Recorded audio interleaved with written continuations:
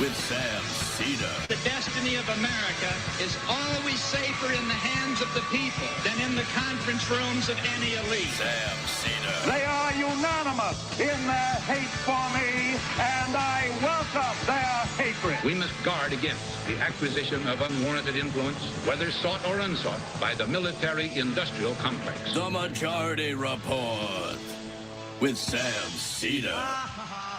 Ever get the feeling you've been cheated?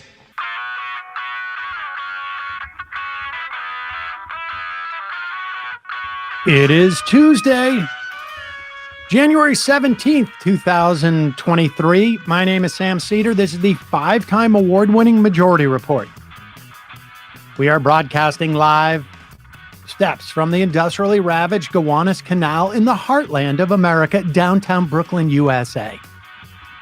On the program today, David Enrich, business investigations editor at the New York Times, author of Servants of the Damned, Giant Law Firms, Donald Trump, and the Corruption of Justice. Also on the program today, House Republicans plot to breach the debt limit. 40 dead and counting in Dnipro.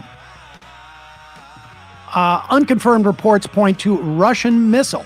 Meanwhile, a Wagner commander defects to Norway. Massive protest in Israel against Netanyahu's authoritarian judicial reforms. And a losing Republican candidate in New Mexico arrested for a series of shootings targeting Democratic officials. More documents found at the Biden home as the Republican prepares Benghazi 2. Medicare drug savings begin to kick in for seniors. Meanwhile, a record high number of Americans put off health care because of cost last year. Oklahoma kills its first of 11 people they plan to kill this year. China experiences its first population drop in 60 years. And Elon Musk in court facing a lawsuit over his lies about his plan to take Tesla private. All this and more on today's Majority Report. Welcome, ladies and gentlemen. Thanks for joining us at the beginning of the week. And this week it's on a Tuesday. Emma Vigeland, here we are. It's Tuesday. Very Everybody's good Tuesday healthy. To you. All good. Yep. What do you don't have a saying for this one, do you? The Giants won over the weekend? Oh, yes. Yeah, of course. that's right. It'd be a Newsday Tuesday. It would be, but it's not a Newsday. We should say Emma's not actually sitting in her chair. She's levitating. You're right. There's no chair, and she's just levitating. And the news that we were in the Washington Post crossword puzzle. Like, that's pretty cool. I didn't see that until just now, right? Yeah, it's on the sheet. Yeah, we'll okay, discuss. great, Yeah. great. I was just looking over That's a fun half. That's a fun half thing. Oh, I'm so sorry. I had no Spoilers. idea. Sorry. No, Oh yeah. Very cool. I mean, it wasn't the New York Times crossword puzzle, but I mean, even still, it's a pretty big deal. Pretty big deal. Also, I'll go into this a little bit more later in the program, but we've had reports of scammers in our YouTube comments, and we should say we will never, ever, ever, ever, ever ask you for money to be a guest on the show. That does not happen. We never send anybody equipment. We never send any money. We don't issue any type of contracts. We don't do any of that. If we will never contact you, Emma or I or Matt or Bradley or no one associated with the show will ever ask you for money via DM or email or in comments or anything. The only time we ask for anything is memberships, and we will do that on the program. Mm-hmm. I just want to make that absolutely clear. Or I guess, selling merch. But if the merch is particularly expensive or, then it's not our merch. So I just want to make that clear up front, because we've had reports of scammers in our YouTube comments, and apparently that goes around. Other shows have had that too. So just be clear. Mention this.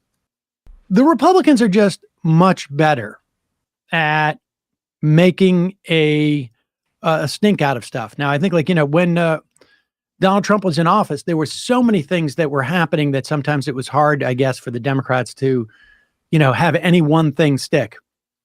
But let's be clear. When the entire issue of Donald Trump having these classified documents at Mar-a-Lago came up, the first thing that all of us were saying was, what an idiot. Why didn't he just give them back when they asked for them? And then what an idiot. Why were they pretending that they gave them all back and then holding them back? They gave them the, limited hangout type of thing. Yeah, here's 20 documents. And they still had, hundreds in boxes. And that looked suspicious. Yeah, and it looks like somebody's investigating. I mean, if you want all the documents, say 100%, 100% of them. I gotta get something in return. Every document that Joe Biden had in his office or in his home or whatnot, we only know about because Biden's lawyers found them and then returned them immediately to the archivists before the archivists even were aware that they were missing. Here is Representative James Comer, however, Republican from Kentucky, on with Jake Tapper on Sunday. So let's go there because you're talking about the Trump documents. Former President Trump is under an investigation for his own classified documents. There are about 20 in the case of Biden. For Trump, there are more than 300 classified documents at Mar-a-Lago. A big difference here, just on the facts, Trump did not fully comply with the subpoena. His lawyers falsely told investigators that they turned everything in. Take a listen to what you told CNN about this situation last November. I don't know much about that. That's not something that we've requested information just to see what was going on because I don't know what documents were at Mar-a-Lago.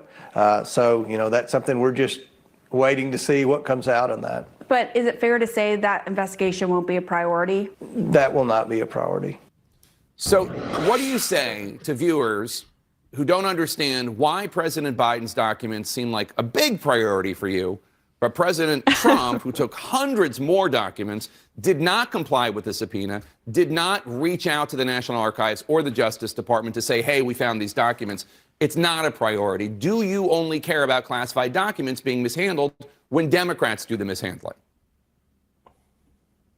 Absolutely not. Look, we still don't know what type of documents President Trump had. That's one of the questions we've asked National Archives. Just because Joe Biden's lawyers said they turned over 5 documents doesn't mean they just turned over 5 documents. They could have turned over 500 documents. I'm sorry, but I don't have a lot of confidence in President Biden's personal lawyers.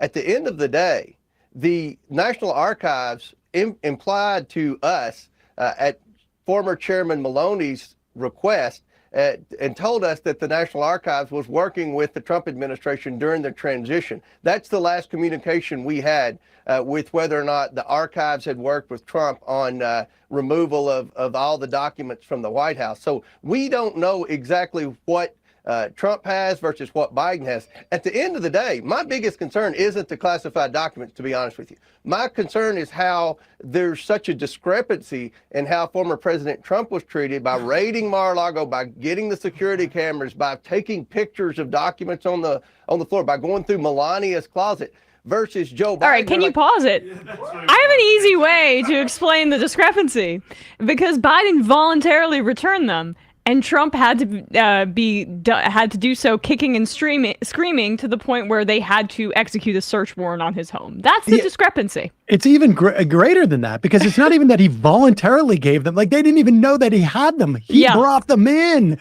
Like he was like proactively, voluntarily. Bold to go like, I don't care about the principle here. I'm concerned about the hypocrisy. Let's. Is there any more? Sorry. All right.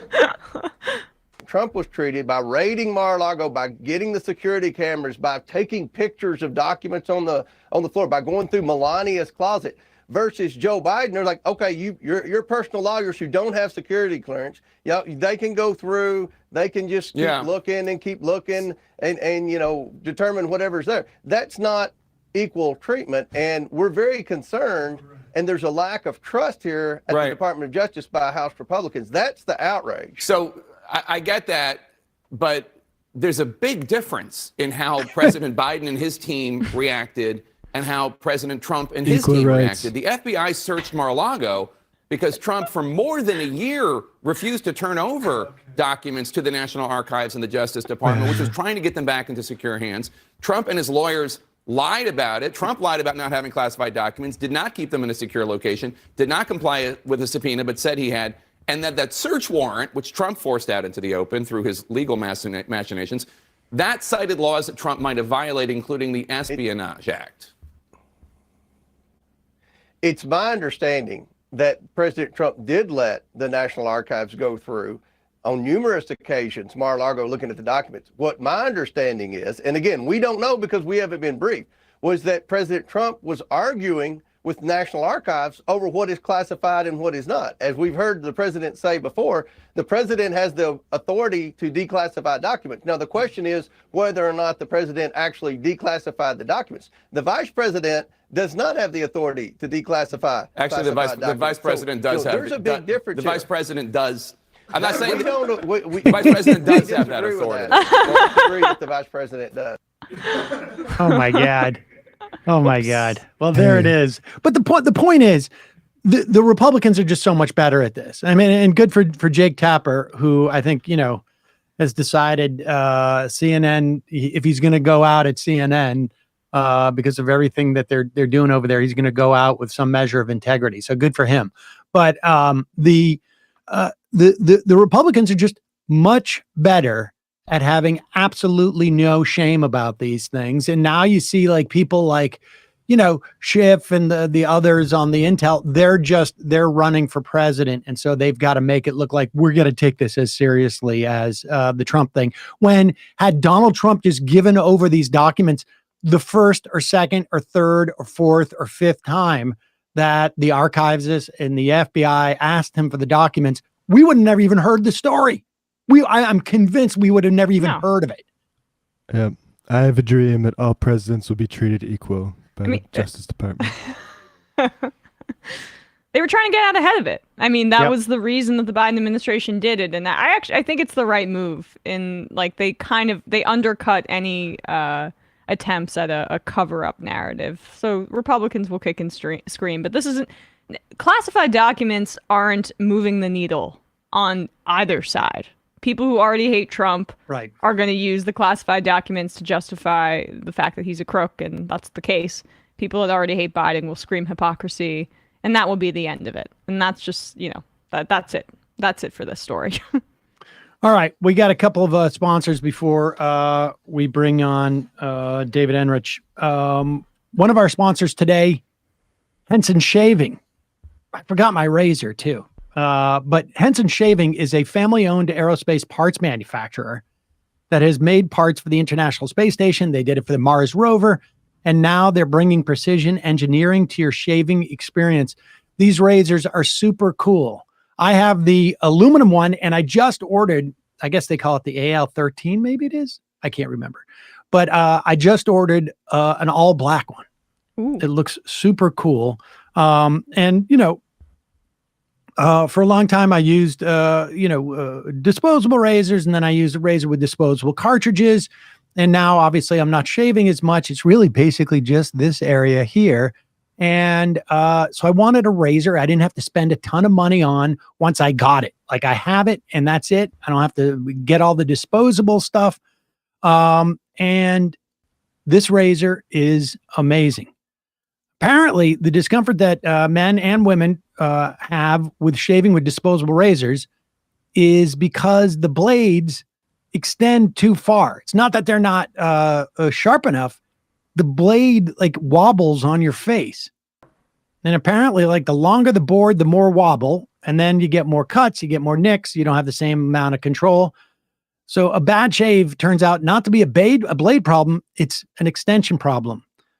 But Henson uses aerospace grade CNC machines, computerized, I guess, the machines that make metal razors that extend just 0.0013 inches, less than the thickness of a human hair, which means a secure and stable blade with a vibration-free shave. And it gets better. The razor has like built-in channels to excavate hair, so you don't have to bang it on the side of your sink or use your thumb, for gosh sakes. Henson Shaving wants to also be the best razor, not the best razor business, which means you buy it once and you're done. There's no plastic, there's no subscriptions, there's no proprietary blades, no planned obsolescence. The Henson razor works with standard dual-edged blades that give you that old school straight razor shave with the benefits of new school technology. Once you own a Henson razor, it's only about $3 to $5 per year to replace the blades. They got a couple of different versions. I got the AL13, but they have one that's, if I was ever going to shave the beard off or go back to daily shaving, I might switch to the AL13M, which is a little bit more aggressive. But either way, they're giving the Majority Report audience a 2-year supply of blades for free. So just go to hensonshaving.com/majority. That's Henson, HENSON, shaving.com/majority. Add a razor and 100 pack of blades to your cart, then enter the code majority to get the blades for free. The link is in the description. If this is a once and done situation, really great, a great shave. Check it out.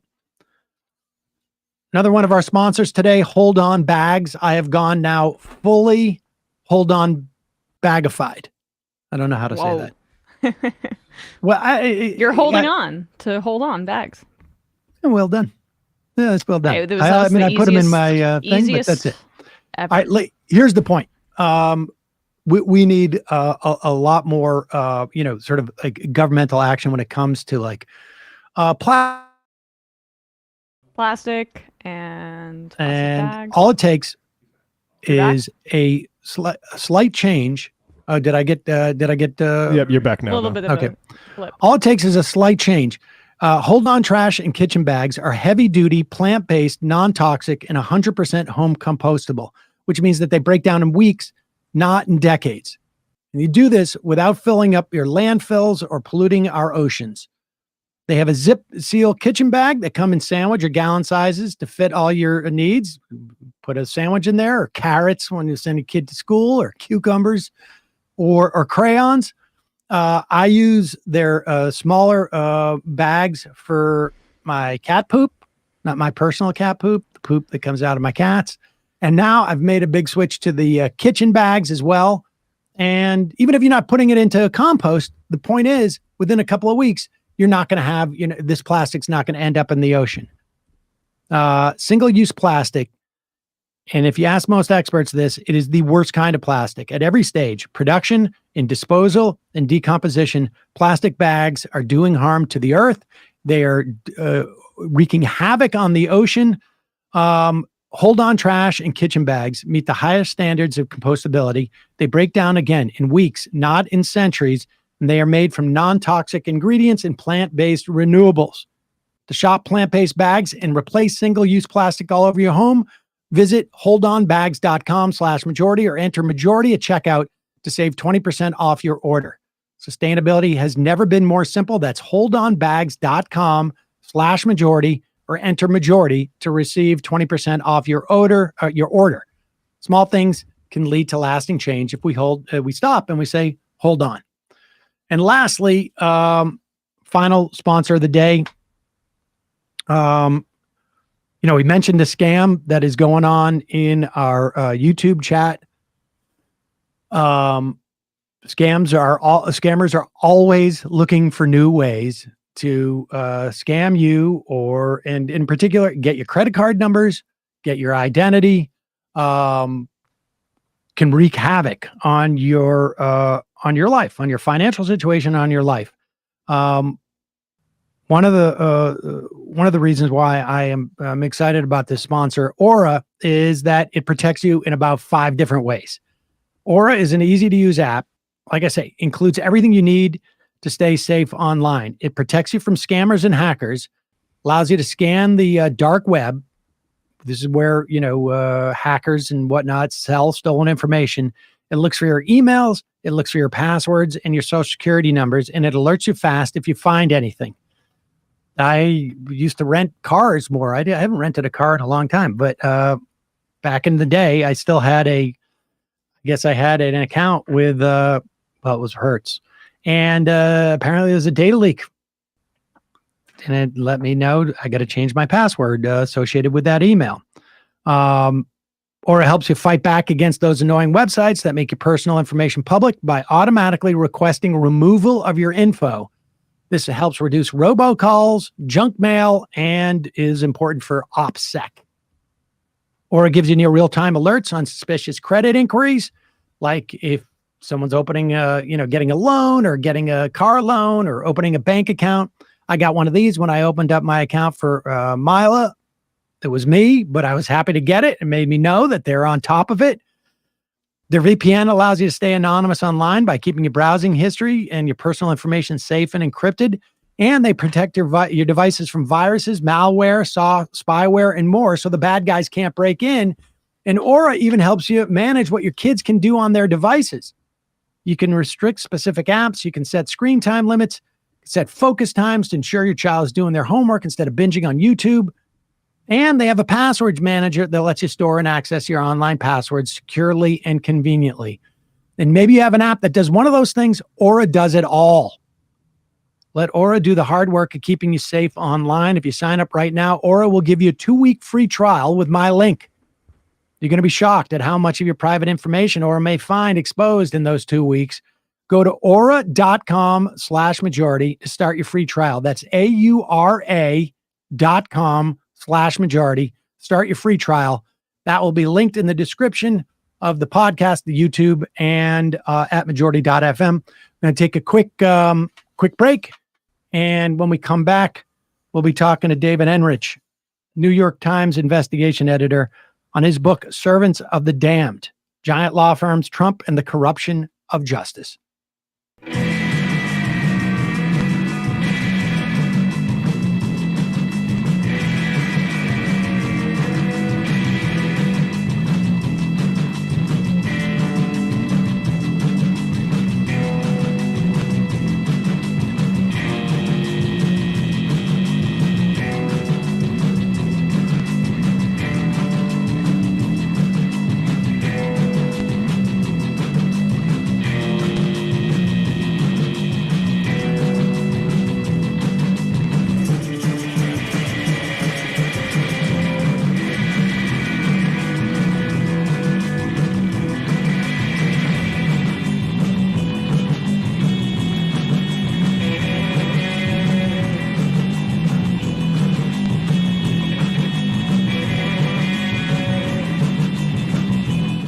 We are back. Sam Seder, Emma Vigeland on the Majority Report. Joining us, David Enrich. He's the business investigations editor at the New York Times, author of Servants of the Damned, Giant Law Firms, Donald Trump, and the Corruption of Justice. David, welcome to the program. Thanks for having me. I want to ask you what first led you to write this book, but I have to say, for years, in fact, in 2011, Fran Lebowitz is on the program, and I asked her why she thought there was an ascent of money as a value in our country, and she said something that made my jaw drop, because it is the one thing I remember as a child, and that was when lawyers got the opportunity to advertise. And she pegged it on that, and I have very little memory of as a child, but I do remember the day that lawyers were allowed to advertise, because it was like somebody died in my family. I was raised by lawyers, and the idea that lawyers would advertise was like sacrilege. It was like literally like priests putting ads out, as far as my father was concerned. And you cite that as one of the two biggest sort of, I guess, catalysts for the legal profession in many respects. I mean, you're writing about one particular firm going off the rails here. With that said, before you get to the second one, just back up and tell us how that's manifested itself. What's changed in the legal profession from your perspective?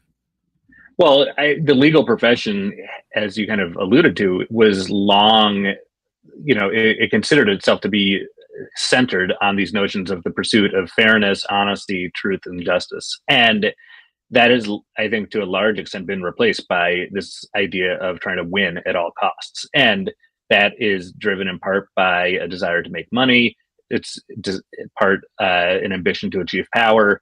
But it's manifested itself in a lot of ways. And I think the biggest is the rise of these mega global law firms that until a few decades ago really just didn't exist. And law firms, to the extent that they existed at all, were really clusters of lawyers in one city or one region of the country that were focused on serving companies or individuals in those regions of the country. And today, and this is not something that just happened, this has been an evolution over the past few decades, but today, these giant law firms span the globe. They have thousands and thousands of lawyers and dozens of offices all over the world.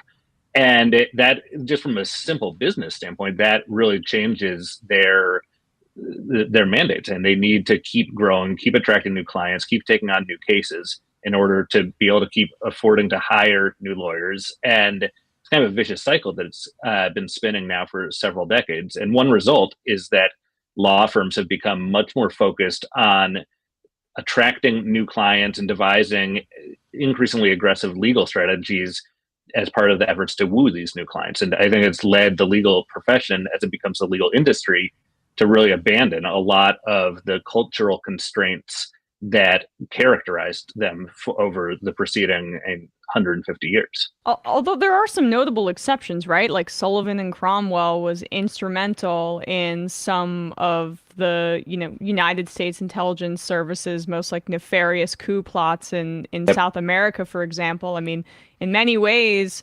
that they were ahead of their time by being a mega law firm that was so tied to corporate interests that it was almost inextricable.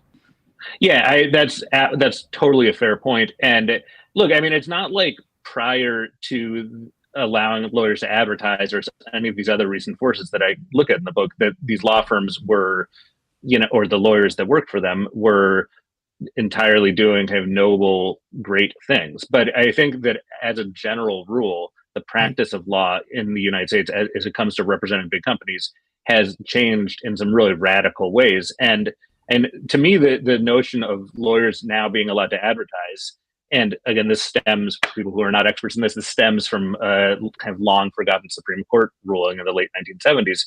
But the kind of the most obvious sign of that is that every time you drive down a highway, you see billboards for lawyers advertising their services. But to me, the bigger problem, with the benefit of hindsight with that decision, was not so much the kind of weird ads you see everywhere for lawyers. It's that lawyers are now allowed to promote themselves and to seek out new clients and new business. And that's something that really, as a general rule, had not been happening prior to the Bates v. Arizona Supreme Court decision in the 70s. And it meant that lawyers and law firms became much more aggressive at devising these kind of envelope pushing legal strategies that they could use to attract new clients. And I think that's been a real force for ill in the legal profession and therefore in the corporate world as well.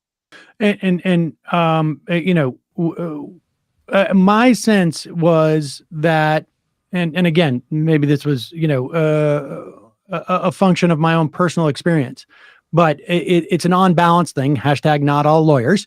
But there was a sense that lawyers were officers of the court, that they were almost like an adjunct to the, like our official sort of structure of our society and our democracy. Like they were sort of, they considered themselves to have a higher responsibility. That's why you had, a bar association with ethics that had to be struck down by the Supreme Court before they could advertise. And your your book focuses on Jones Day. Before they were Jones Day, in an earlier iteration in Cleveland, you've given a good example of like how they responded. I can't remember what the case was now. The gas company, the explosions, right? Yeah, exactly. Yeah. Walk us through that just to give us a sense of like the sort of the before and after shots. Well, just to set this up a tiny bit, like as I started working on this book several years ago, and people kept telling me kind of skeptically, nobody's going to be surprised that big law firms do nasty things on behalf of their clients. Of course, that's what they're going to do. And of course, they're going to win at all costs. That's almost their duty to clients. And I kind of had that in the back of my mind as I started researching the history of Jones Day. And one of the examples I came across, I thought was a really strong kind of rebuttal to that point. And basically what happened is that in 1944 in Cleveland, a big gas company had built a set of tanks to hold liquid natural gas. And two of those tanks exploded. It basically leveled an entire neighborhood in Cleveland. A lot of people died. Many more were injured. There was a ton of property that was destroyed. And so the gas company, the day of the explosion, it was a Friday, went to their lawyers at Jones Day and said, look, this just happened.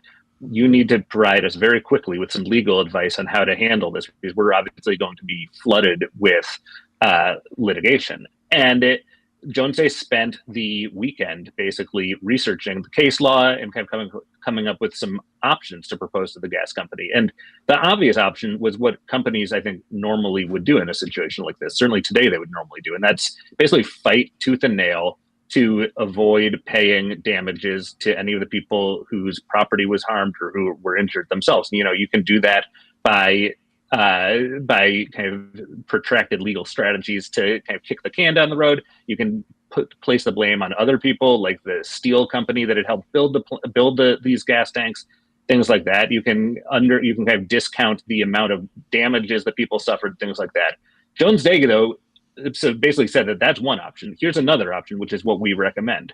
If you want to remain in Cleveland as a good corporate citizen, you should just admit that you're responsible for this huge tragedy that just occurred, and you should accept responsibility and offer to pay people. And so the explosion took place on a Friday. That Monday, the gas company ran an ad in the local newspaper that said, come to our offices, present evidence that you were harmed or your property was harmed, and we will pay you on the spot. And so Jones Day set up on the ground floor of the gas company's headquarters desks and basically manned those desks, and on the spot cut something like, in today's dollars, I think it's more than $100 million in checks to people right then and there. And this is held up, and over the decade, the gas company remains in Cleveland. It is its efforts to kind of make people whole are widely regarded as having been the right thing to do. Its reputation was intact, and it just stands in complete contrast to the way that Jones Day these days will go to the ends of the earth, basically, to defend clients that are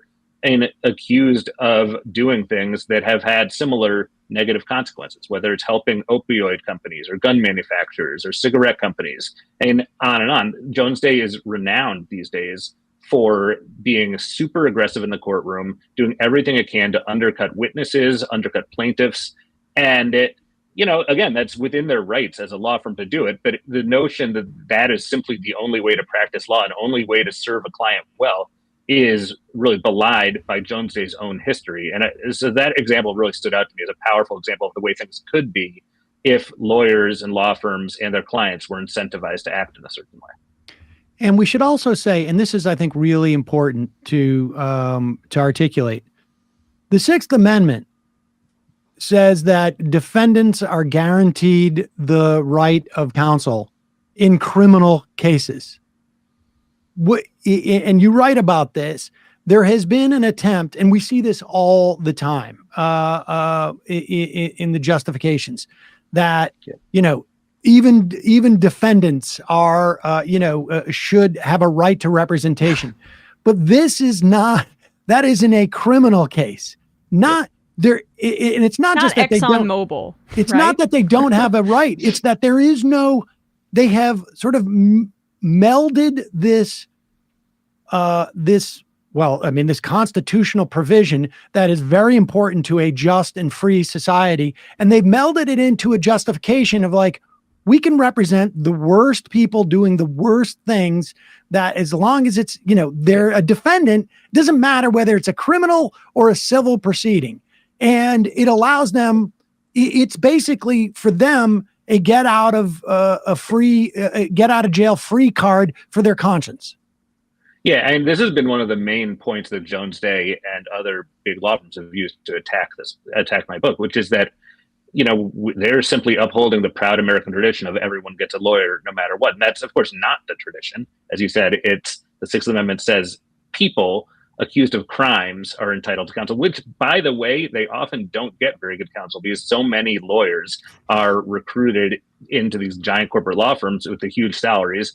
And it means that there are many fewer really skilled defense lawyers available to poor people and people of color than there otherwise would be. And to me, it's even if you stipulate that anyone, including any corporation that's accused of any wrongdoing in any setting, civil or criminal, is entitled to legal counsel, that still doesn't cover a huge amount of what big corporate law firms today are doing, which is helping clients and super wealthy individuals do things like avoid taxes, avoid government scrutiny, weaken federal regulations, state regulations, and in some cases, and I go through this in the book, and intimidating local officials in random towns all over the country into not properly regulating tobacco, things like that. And these are services to which no one, under even the most expansive interpretation of the Sixth Amendment or other provisions of the Constitution, no one's entitled to these. And it's not to say you shouldn't be allowed to get them, but the notion that lawyers and law firms should be immune from scrutiny and criticism for helping companies avoid taxes or move money around secretly,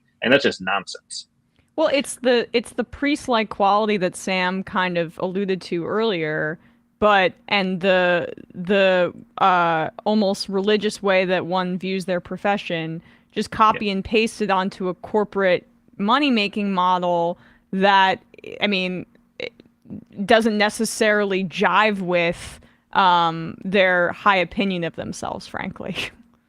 Yeah, it's become a very convenient and kind of all-purpose smokescreen that big law firms use to justify all sorts of work that they really, and I think don't have a particularly strong moral or ethical justification for doing, but that is very, very lucrative and allows them to continue expanding, continue hiring more lawyers, and continue recruiting additional clients.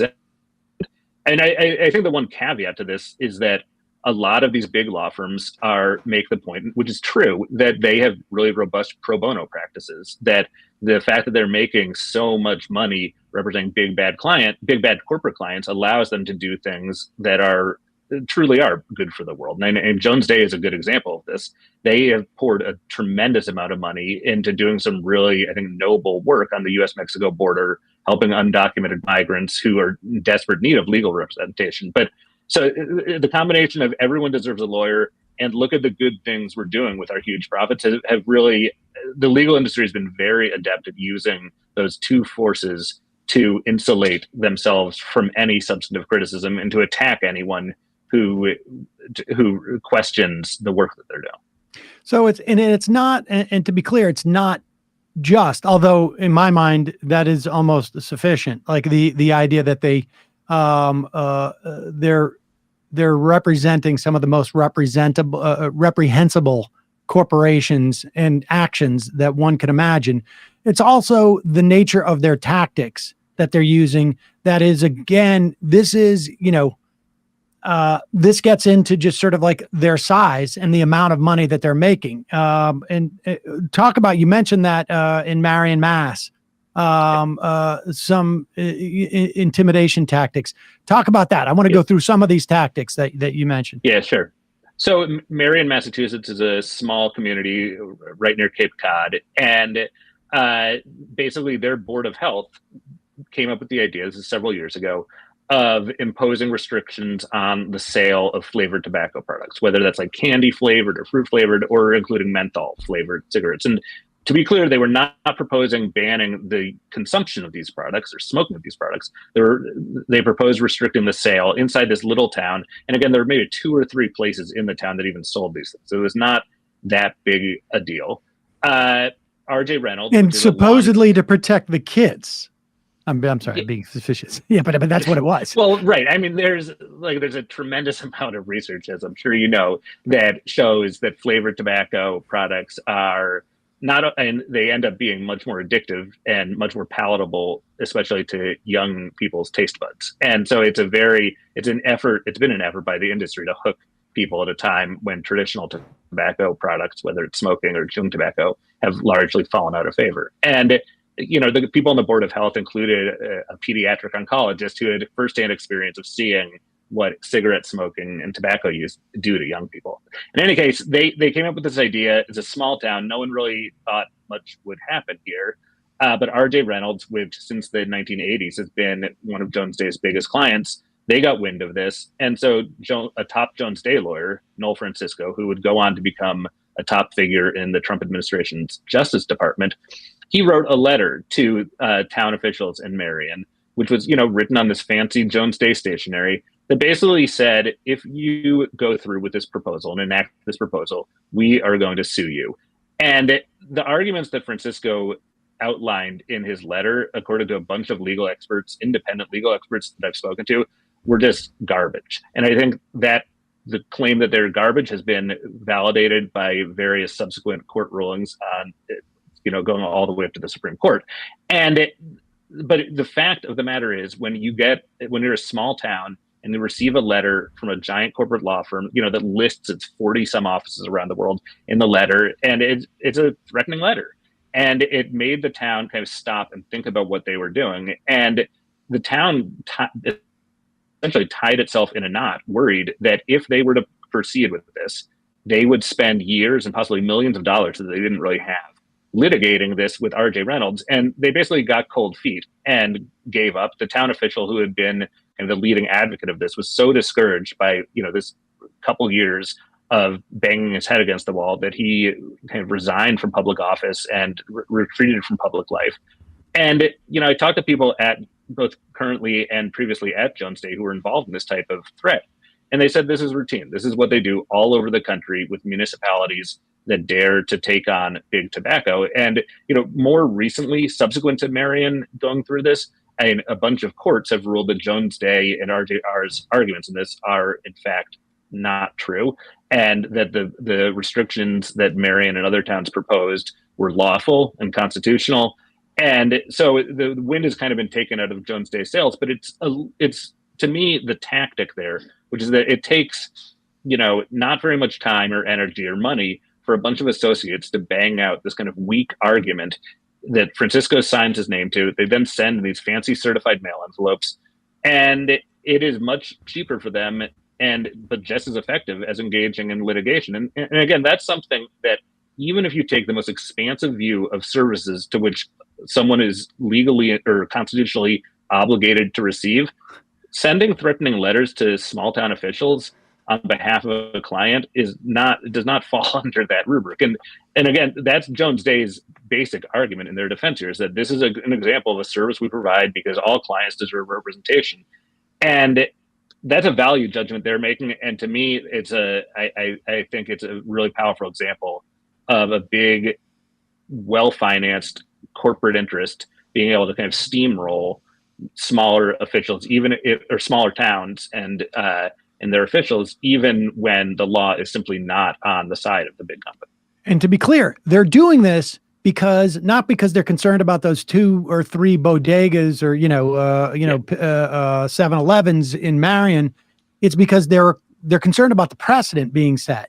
Because once Marion 100%. Does it, then Hingham will do it, and then Walpole and Waltham, and then it spreads across Massachusetts, and then it goes. No, that's exactly right, and that's a strategy that Jones Day really pioneered decades earlier, working for R.J. Reynolds, and that they were concerned that there was starting to be as the science about the dangers of smoking and the addictiveness of tobacco became clear.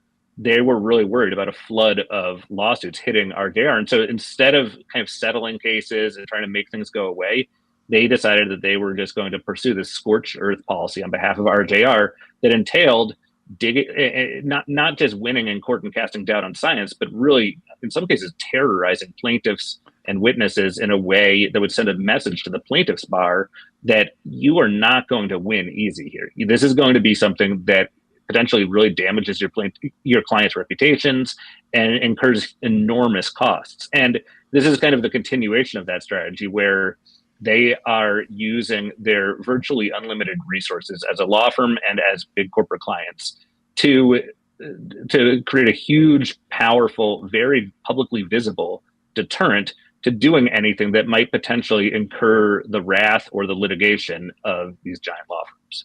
And you know, and that dynamic of where they have stretched the Sixth Amendment to the Constitution, the Sixth Amendment to the Constitution, where if you're in a criminal trial, you are constitutionally required to have defense. To we're defending our client who is not a defendant in a case at all when we send a letter threatening a town from protecting its kids from being poisoned by our client. Like, it's just, it is a way of obscuring a decision they're making. And they have every right to make that decision. You know, Katyal has every right to go and argue on behalf of Nestle using slave labor if he wants, Neil Katyal. But that, you don't get to be a good person in the way that people judge you. I mean, that honestly, I mean, it sounds sort of like silly, but they walk around as if there's a certain righteousness and piousness in what they're doing. And in fact, no, it's just an opportunity for them to make money. And I think another element of this is that the notion that everyone gets this legal or is entitled to this legal representation is, it kind of presupposes that law firms are passively sitting there and then a client comes knocking on the door saying, hey, we're under attack from the government or from a small town or something like that. Will you please help us defend ourselves? Which, you know, again, I think there are problems with that, but that's at least somewhat more justifiable. In fact, what's happening most of the time is that big law firms, and I'm not trying to pick on Jones Day, they're, you know, just doing the same thing that many other firms do as well. They are actively out there soliciting clients, and they're pursuing and devising and then implementing really hard-nosed, aggressive, kind of envelope-pushing legal strategies.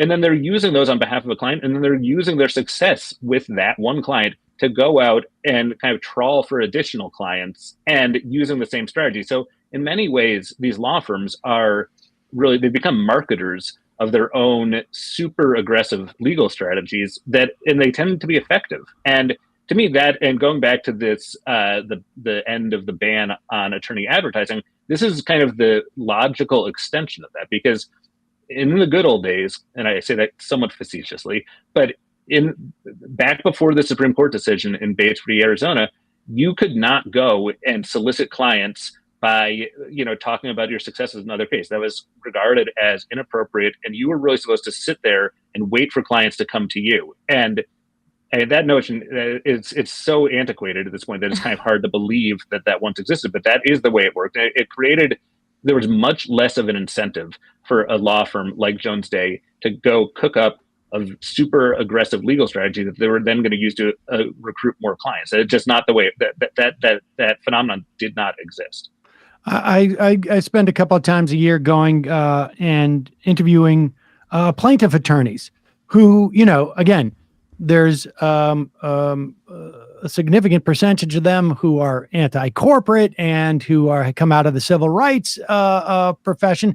And then there's another, you know, significant portion of them that innovate, like, I came up with 888, you know, like that's the, but nevertheless, I hear a little about what these corporations do in terms of their defense. Talk about the Texas two-step strategy that these corporations use when they are trying to avoid what the lawyers used to help corporations avoid liability for products that they either knew when they were developing were problematic or knew once they had released them were problematic, and they continue to sell on and on.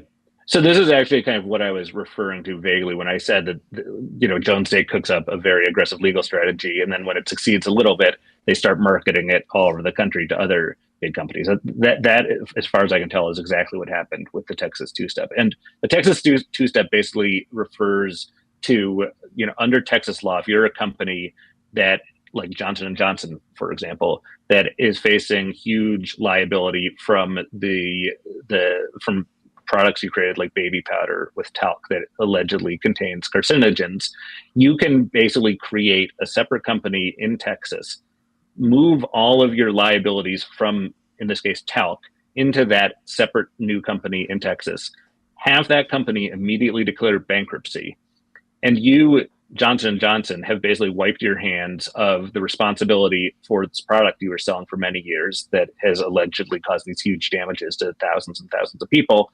The bankrupt entity in Texas now it has to go through the Chapter 11 process, and that can take months. In fact, it can take years, even decades. And so Johnson & Johnson is kind of sitting pretty. In this case, it put a couple $2 billion into this newly created, now bankrupt company, which is, by I think most accounts, not nearly enough to cover even a fraction of the claims that the company was facing from people who had been harmed or allegedly harmed by the talc products. But those people are now waiting in line probably for years, and they're probably going to end up accepting pennies on the dollar to settle their claims, because that is superior to having to wait for many years to get their claims adjudicated kind of through the bankruptcy process. And this is a strategy that Jones Day basically pioneered on behalf of the Koch brothers in a separate case. And when that worked very effectively, they started deploying it and rolling it out to other companies, including J&J. And this is, one of the interesting things about this is that this strategy has very quickly become controversial and has generated a good bit of publicity, at least in the business world, and negative publicity, I should say. And so this is, to me, a rare example of a law firm and a client really maybe taking things a step and a half too far and doing what they want to avoid, which is, the last thing Jones Day wants, or any other law firm wants, is to be in the headlines for devising a legal strategy that is leaving the families of cancer victims empty-handed. And, another thing I will just say for fairness is that, the plaintiff's bar was not the focus of my book. It has not been the focus of my research, but talking to a lot of lawyers out there, there are plenty of amazing plaintiffs lawyers who do great work, but there also are plenty of plaintiffs lawyers and big plaintiffs law firms that are also very aggressive and are also deploying these kind of envelope pushing strategies on behalf of clients. And yes, they're representing people who have allegedly been harmed by big companies, but those lawyers are also very much looking out for themselves and are collecting, really enriching themselves. And I think the incentive structure is quite a bit different and probably more aligned with the public interest than what these lawyers at big corporate firms are doing. But I don't want to completely gloss over the aggression and at times kind of, envelope pushing nature of what the plaintiff side is doing in these cases too. Yes, I mean, I agree with that, and that's trying to capture that with the innovation of 888 or I advertise in this. But again, I think ultimately the point is, how does that align with the public interest at the end of the day? I think there is, certainly a case to be made that people are motivated by something different. But at the end of the day, I would rather somebody who's interested in, is completely self-motivated and is inhibiting corporations from poisoning other people than somebody who is, thinks that there's some higher principle associated with protecting, Abbott Labs from suffering any, corporate consequences. Let's talk about that. I think it was the Abbott Labs case that they basically told witnesses to lie. Yeah, and I wouldn't put it in quite such strong terms, but you're definitely in the right direction. And they say Abbott Labs is, among other things, the leading manufacturer in the U.S. of powdered infant formula. And for years, there's been this very pronounced pattern supported by lots of scientific research that shows that the powdered infant formula on rare occasions contains a type of bacteria that when consumed by a newborn baby it causes a type of meningitis that can kill the baby or leave the baby permanently and very severely brain damaged. And there's been a good bit of litigation in this area brought by families of babies who either died or were brain damaged. And Jones Day has for a long time been Abbott's law firm. And I focused in particular on a case in Iowa where a poor family, had twins. The boy twin, James, did not consume powdered formula. The little girl, Janine, did. Janine came down with meningitis, and it didn't kill her, but it left her so completely incapacitated that she'll never be able to walk, talk, even sit up or swallow. And so she's just terribly brain damaged. The family has incurred these huge medical expenses trying to just make a life for themselves, essentially. And so they sued Abbott. And Abbott had a very kind of well-oiled, well-rehearsed playbook for these types of cases. It involved everything from casting blame elsewhere, including onto the family, the water supply in the house, things like that, but also to really interfering with the ability of the plaintiffs and their lawyers to build a case. And so what they did in this case, according to the federal judge who presided over the case, was they snowed the plaintiffs with just huge, totally unwieldy amounts of evidence that they wanted to introduce at trial. Like, we're talking so much evidence that the judge's chambers were filled basically from floor to ceiling with boxes of evidence. He said it was the most evidence he'd ever seen anyone try to introduce in the trial. And it was basically designed to make the plaintiffs' lawyers, who were, just a small town law firm, basically wade through this totally unwieldy amount of evidence. And the second thing they did, when the plaintiffs' lawyers were deposing Abbott employees, this is before the trial even starts, Jones Day had a lawyer sit in on these depositions, and she basically interfered with the deposition. She would interrupt every couple of minutes, and not just to voice objections, but often to essentially coach the witness. And that's not according to me, that's according, again, to the federal judge who presided over this case. And so they would basically stop the questioning and say, oh, don't you mean to answer it this way? Don't you mean to answer it that way? And in addition to being extremely disruptive and I think complicating the efforts of the plaintiffs to extract information from these witnesses, according to the judge, it violated the federal rules of trial procedure that are supposed to govern the conduct of lawyers in these cases. And so this stuck out to me because it was an example of Jones Day not just representing a big, powerful client that has allegedly done something that's harmed a lot of kids and a lot of families, but also, and not just deploying kind of novel legal strategies to try and cast doubt on what actually happened. But in this case, they were actually, according to the judge, violating the rules. And that is clearly not a service to which anyone is entitled. And Jones Day, again, in this case, falls back on the notion that Abbott is a client. They're a longtime client. They are accused of wrongdoing. Ergo, they deserve robust legal representation. Well, the representation that Jones Day was providing, at least according to this federal judge, was beyond the pale. And the judge told me in an interview that it was the worst by a factor of 10. The conduct was the worst by a factor of 10 he had ever seen in his, I think, 12 or 14 years on the federal bench. You got Trump in the title, and certainly Jones Day has been intimately involved in different parts in the Trump administration. Don McGahn, who also was Tom DeLay's lawyer, like a longtime Republican operative lawyer, was involved in that. And folks can check out the book to read more about that dynamic.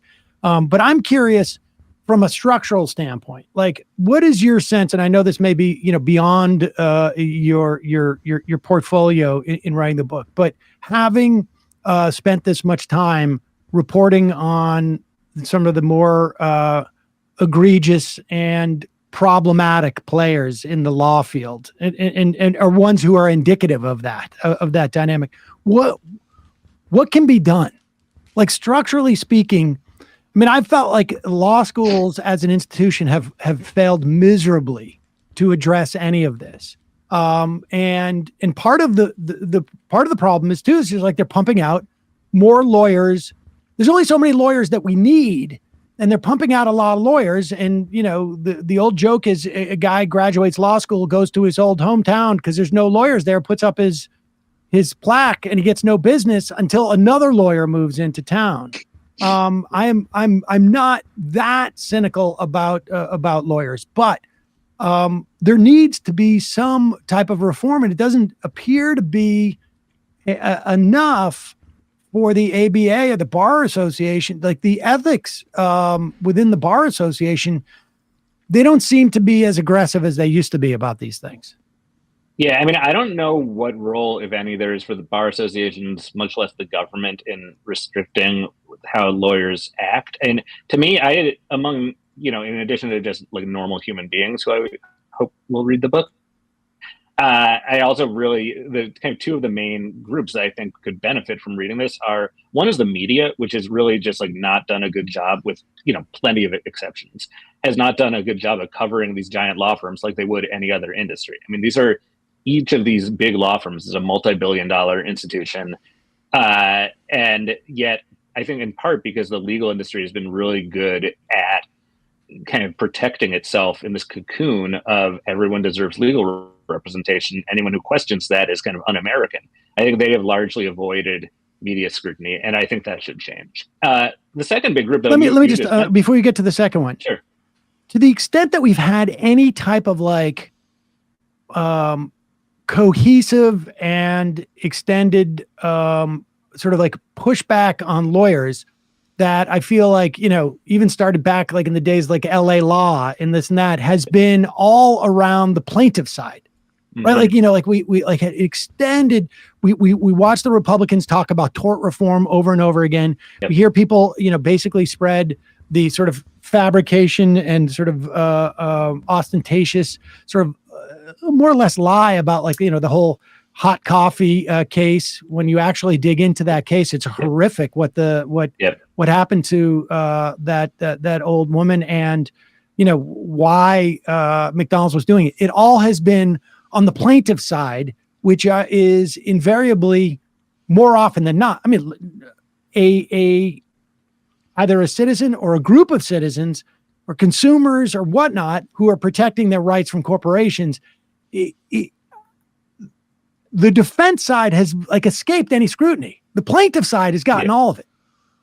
Yeah, I mean, I agree. And I think one of the kind of insidious reasons for that is that, and I don't mean to say this is deliberate, but I think it's the reality, is that a lot of journalists, you know, myself included over the years, have some of our best sources are partners at big corporate law firms, and they provide a ton of really useful information.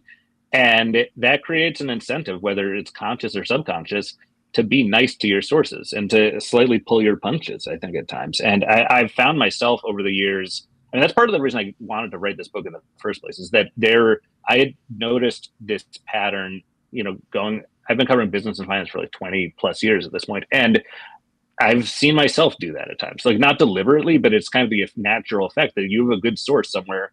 You are not super eager to go attack that good source or that source's employer or that source's industry. And I think that is something, the combination of that and this notion that everyone deserves a lawyer, of course, this is what lawyers do. Why would you even bother questioning this? Because this is the way the world works. Those two forces have made the media, I think, again, with many exceptions, very kind of complacent about this industry. And, you know, the mainstream media covers big banks really aggressively, as they should. They cover, you know, big consumer products companies aggressively, airlines aggressively.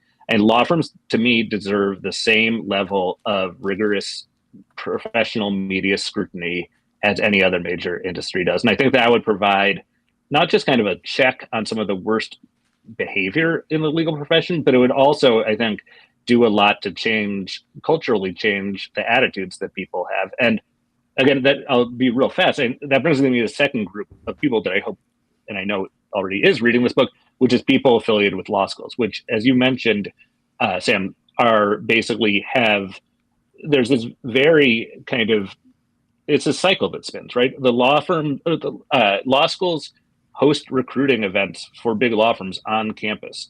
they charge students so much money that students are often deep in debt by the time they graduate from law school. And getting a job at a big corporate law firm, which is right off the bat going to pay you well into the six figures, is frankly, it's the economically rational thing for a young person to do if they are facing huge debts. And it just becomes very hard to escape that cycle. And I think that law schools in general can be doing a much better job of educating their students about different career paths that are available to them, and also about some of the kind of pitfalls that if you are going to go the big law route, that you can try to avoid. And there's no way to avoid them if you're not openly talking about them and really conscious of them. And that's something that law schools, I don't know quite what the incentives are exactly, but they've avoided doing that. And I think part of it is probably that the richer their alumni are, the more money those alumni are going to kick back to the law school, and the more the law schools can boast to prospective students about the great career successes that their graduates have enjoyed. And so it's really this symbiotic relationship between many law schools and many big corporate law firms that I think is it means that some of the best and brightest law students in the country end up putting their talents to work on behalf of giant companies instead of on behalf of the broader public. Well, it's just another example of student debt being kind of like a disciplinary force for students like that. And just, I was hoping, would you also touch on some of the incentives of people who say don't go directly into a law firm, like the ones you described coming out of law school, say they do go into public service, they become a public defender, or they work for the U.S. Attorney's Office. Many times, especially say like the Southern District, that is a funnel system, or some of the more prestigious districts for corporate law. You talk about big finance or airline industry. Journalists will talk about the revolving door in those contexts, but there's also the revolving door within this context.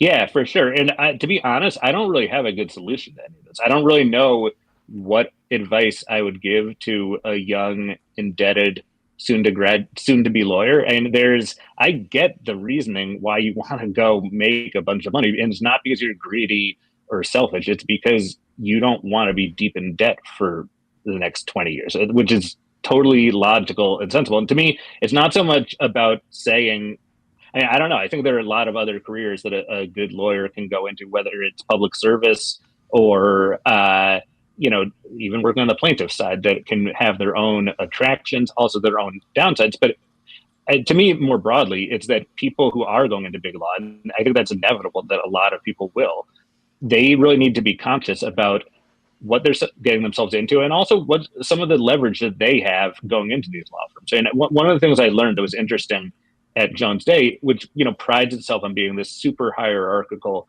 culture where a ton of deference is given to the people at the top, and you're not really supposed to question their authority or their wisdom.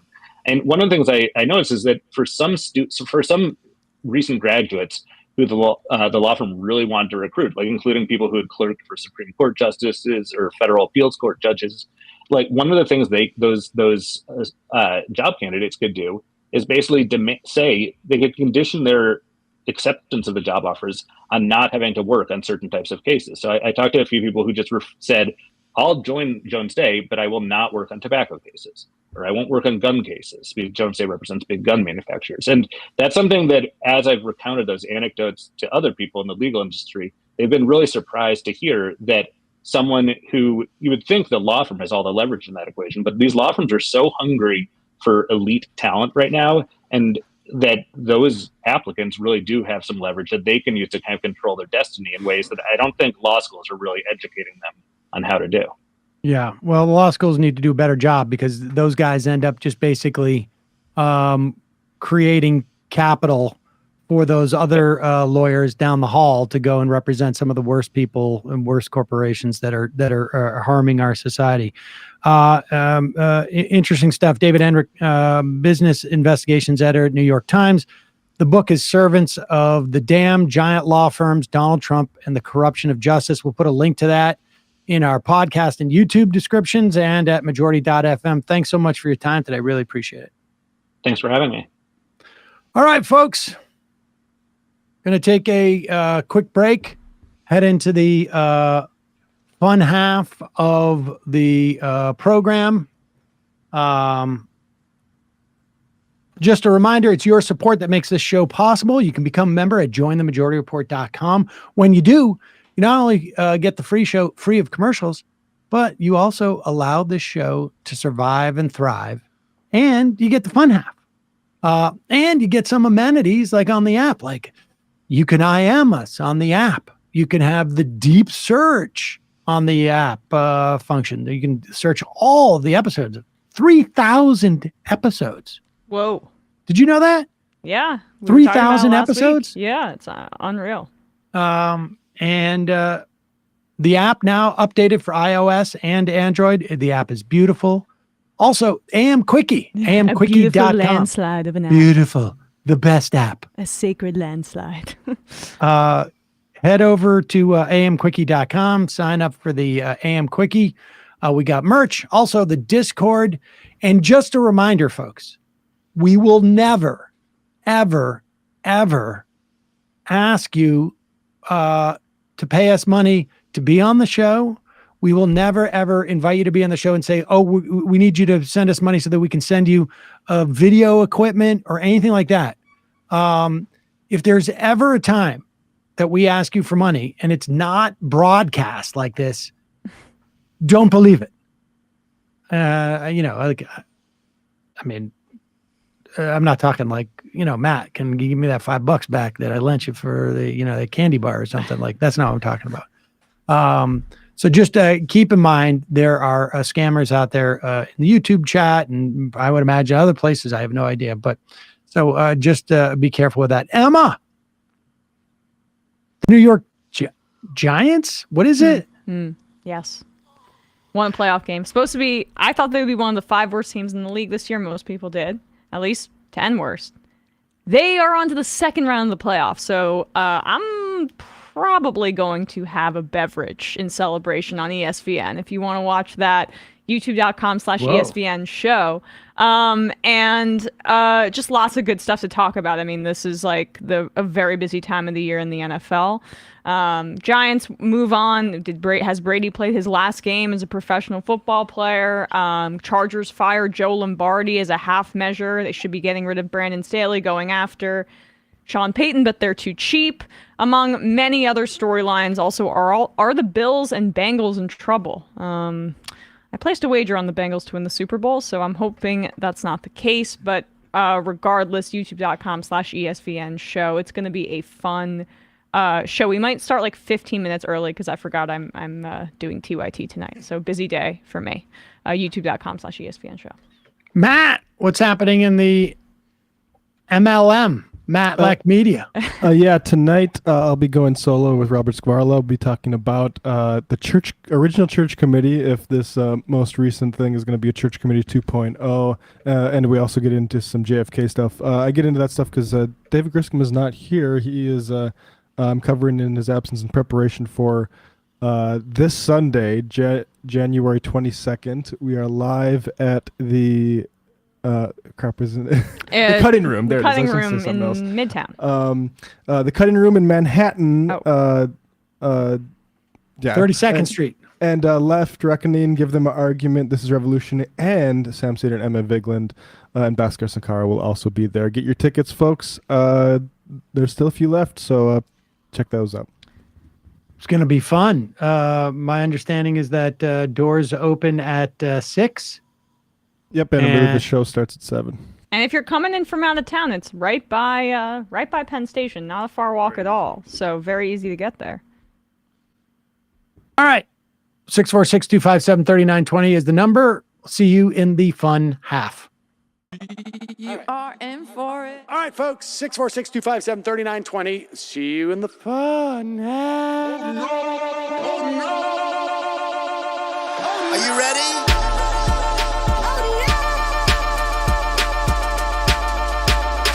Who sent us this? Alpha males are back. Boy is back. And the alpha males are back. Just as delicious as you could imagine. And the alpha males are back. Boy is back. And the alpha males are back. Just wanna degrade the white man. Alpha males are back. I take all of it in my throat. alpha males are back. Snowflakes has what? The alpha males are back. You are a madman! And the alpha males are back. Oh no, Sam Cedar, what a fucking nightmare. Bring back DJ. Yeah, or a couple of them, just put them in rotation. DJ Danner. Well, the problem with those is they're like 45 seconds long, so I don't know if they're enough of a break. That's fucking nonsense. You see white people doing drugs, they look worse than normal white people, and all white people look disgusting. And the alpha males psych. Fuck them. Snowflake says what? What?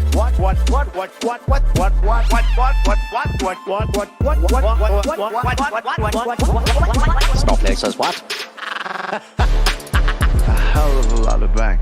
A hell of a lot of bank. A hell of a lot of bank. Okay, I'm making stupid money. Hell of a lot of bank. A hell of a lot of bank. All lives matter. Have you tried doing an impression on a college campus? I think that there's no reason why reasonable people across the divide can't all agree with this. Psych. And the alpha males are back. And the Africans are black African. And the alpha males are black. And the Africans are back. When you see Donald Trump out there, doesn't a little part of you think that America deserves to be taken over by jihadists? Keep it at 100. Can't knock the hustle. Come on, fuck them. Things I do for the bigger game plan. By the way, it's my birthday. Happy birthday to me, Jew boy. I have a thought experiment for you. And the alpha males are back. Africans are black. Alpha males are black. Africans are back. Come on. Someone needs to pay the price for blasphemy around here. I am a total pussy.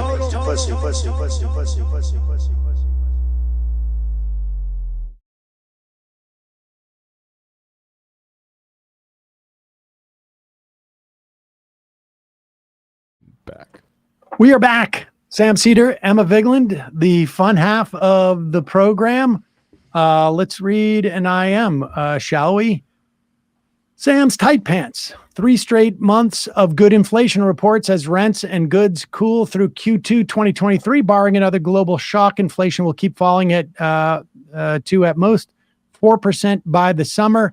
We should be clear, that's 4% year over year. It is the second half of the year where the rubber meets the road. Yep. The Fed will have to insist that inflation falls to 2%, which means keeping the terminal rate higher for longer in hopes of demand destruction, aka pain for working people. The Biden administration will seriously tackle market concentration in at least a couple industries. This would help reduce prices, thus inflation to the Fed's target without having to drastically increase the unemployment rate. Indeed. Given divided Congress, this is the big economic fight Biden has to make if he wants to drastically reduce the chance of any kind of recession going into the 2024 cycle. I think you're absolutely right about this. I just saw some report. I didn't read into it. I guess it was just a news piece saying, companies are pulling back on their prices because they realize that people are slowing their buying and they won't pay for these high prices. They've been gouging. Yeah. They've been gouging. They've been taking the opportunity where there is this big narrative about inflation going around. And to be true, in certain sectors, it definitely, prices went up because of logistic log jams. And rents, I think, are being pushed largely because now it's so expensive to buy a house because of the interest rates going up. And again, we had sort of a mismatched sort of supply demand situation. We just haven't built housing. We, in the wake of the 2008 financial crisis, we just haven't kept up with the building of housing. And these corporations that they're gouging, they also see it as kind of a win-win because they see that the Fed's really only response is that they're just going to discipline labor until it gets it back down to the point where they're comfortable with it as well. Right. And it makes it more expensive for these companies to borrow money, but so many of them are larded up with cash because they've been making record profits. It's way more expensive for a regular person when those rates go up than it is for a corporation that has billions of dollars. Let's go Iowa. Ryan. Iowa's trying to bring back the death penalty. Iowa also trying to pass vouchers for private schools. Sexual orientation bill also. I work in Illinois, where JB banned sale of AR-15s. Sheriffs are refusing to comply. Professional dumpster fire. With the amount of libertarians on the show, I would hope it's clear you guys aren't super keen on issuing listener contracts. Tilmo Link. Happy non-Newsday Tuesday, folks.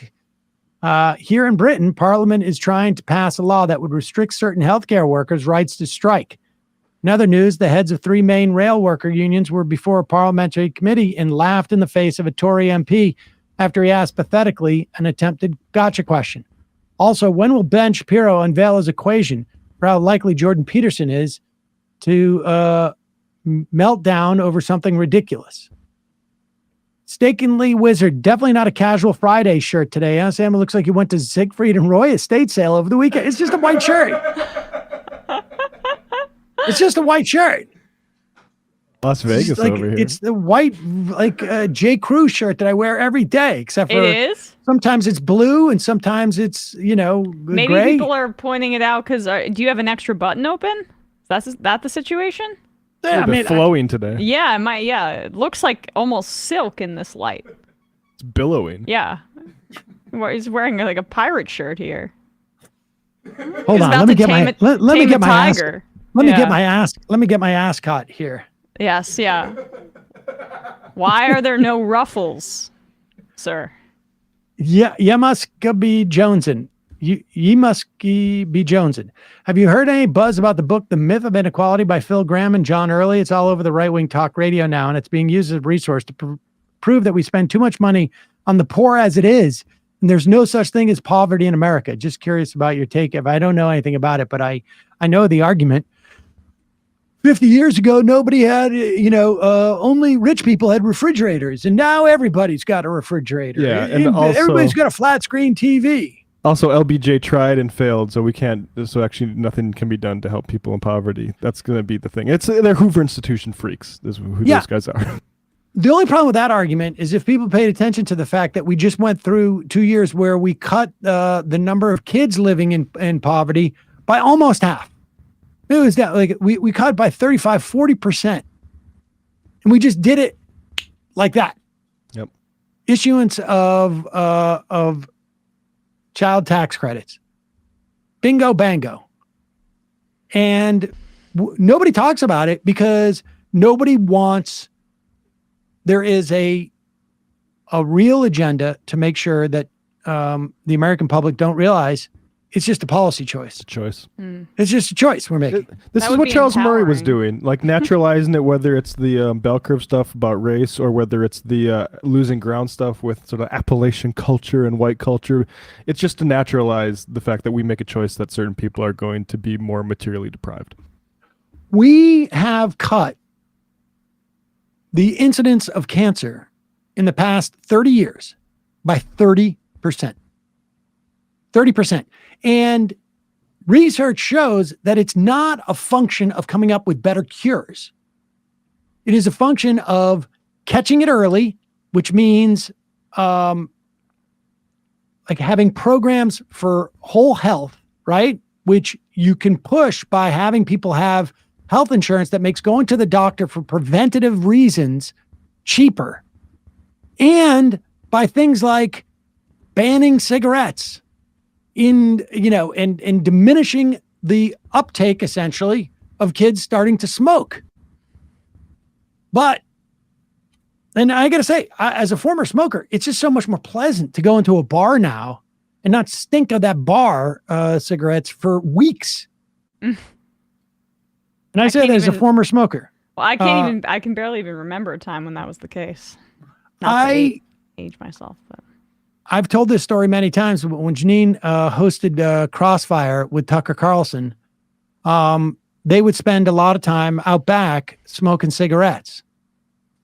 Tucker would smoke with Janine and talk about how he didn't really care that much about the Iraq War, and then would go out and just promote the Iraq War because that's the type of guy he is. Here he is on Friday complaining about smoking, and the big achievement for the Republicans in Congress, making smoking legal again in that building. So what's interesting is that for the past 2 years, the Biden administration has been actively encouraging drug use among Americans, not just weed. There are dispensaries on every corner in every town in the country all of a sudden. Some people are getting rich from it. Smoke more weed. It's good for you. But also, pause it for 1 second. Yeah, we need to. I mean, Biden was one of the only major Democratic presidential candidate who did not support the legalization of cannabis for really, like, I mean, he toyed with it for medical purposes, right? But pass the touchy. Anyway, 4 months ago, for the first time in his administration, he did one thing, and that was to pardon federal drug possession violators, none of whom were in prison. I mean, the pardon was helpful because they can go on and they have it expunged from their career. I mean, their record and whatnot. And all he did was basically say, we're going to have a committee that will look at changing the schedule, the drug schedule. And they can't do that unilaterally. They need statutory authority to do so. Let's be clear. There's 20 some odd states now have recreationally legal marijuana, more with medical marijuana. That's a state by state thing. So he's just lying with that as the premise, of course, but then it becomes more problematic. And crack. The Biden administration has literally sent crack pipes to crack addicts, something we never thought would happen, but they're doing it. No, they're not. On the other side, you have Republicans. They're back in control of the House of Representatives. And because they are, on the House side, Republican members who want to smoke tobacco once again can. They couldn't when Nancy Pelosi was Speaker because she had banned tobacco smoking in the Capitol complex back in 2007. Now, you'd think this would be non-controversial in a country where you're allowed to smoke meth in a park. Kids are encouraged to smoke weed. Pause it for 1 second. Pause it for 1 second. We're going to have to go back and address the meth in the park thing. But just to be clear, Nancy Pelosi was the Speaker of the House for 2 years. Prior to that, it was Paul Ryan was the Speaker of the House, or I should say subsequent to Nancy Pelosi being Speaker of the House in 2007. So if the Republicans wanted to turn it back, then they could have. Continue. Controversial in a country where you're allowed to smoke meth in a park. Kids are encouraged to smoke weed. No. But it's very controversial because unlike meth and weed and crack, tobacco is bad. Several members of the Capitol Press Gallery are horrified by this, and they're complaining. So you have to kind of wonder, it's why more is tobacco carcinogenic. so yes, dangerous? okay, pause it. The point is that there are studies after studies that secondhand smoke can actually hurt people. Yeah. It creates issues health-wise for people who choose not to smoke. And that's why his examples, even though as ridiculous as they are about smoking in a public park or outside, they're outside, meaning it's a personal decision that people are able to make without harming people. If there was a policy about you can smoke meth in a closed space in the Capitol building, that would be problematic as well. Yeah, I mean, this is very characteristic of this whole like freedom debate, where you have like as you say, a park. There's no employees that have to be there, for instance, like that, which is not the case of Congress or say a restaurant. And you always hear through my entire life, I've heard these like libertarian guys complain about this smoking stuff being in restaurants, and that you never hear them say, hey, you know, your landlord shouldn't be able to tell you if you smoke in your apartment or not. That never comes up because they actually don't care about that. They want to be able to smoke at a restaurant and infect the lungs of anybody there and then go on with their life. And there's a reason he keeps saying crack, we should be clear, and meth and things that he wants to scare people about. It's why they've tried so hard to tie fentanyl not to pharmaceutical companies but to people coming over the border. It's because these are dog whistles that are racist. Tucker Carlson, I guarantee you, knows dozens of people who do blow cocaine, but they just snort it up their nose. But crack and meth, ooh, that's scary. Someone who's brown might be smoking that. And I think the point too, Matt, about touching on libertarians, like I think people need to start becoming aware of exactly like how libertarians have repositioned themselves. Now he is anti, drug legalization, though he's not harping on that as much as it, like, using it as some type of leverage to talk about how offensive it is with tobacco. But all of like the push that we're seeing about, authoritarianism, whether in the context of like the Twitter files or whatnot, this is all just sort of libertarianism poking its head out without having the sort of like low hanging fruit that it used to have.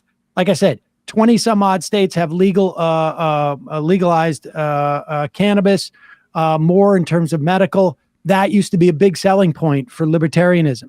The anti-war stuff, Biden he has plenty of foreign policy failures, but he has cut down on the number of drone strikes dramatically from both Obama and from Trump. He has pulled troops out of Afghanistan. I don't want to overstate the case, but in terms of like it being an allure to a pitch that libertarians can have, it doesn't have the same resonance as it did when we had 2 active wars going on and the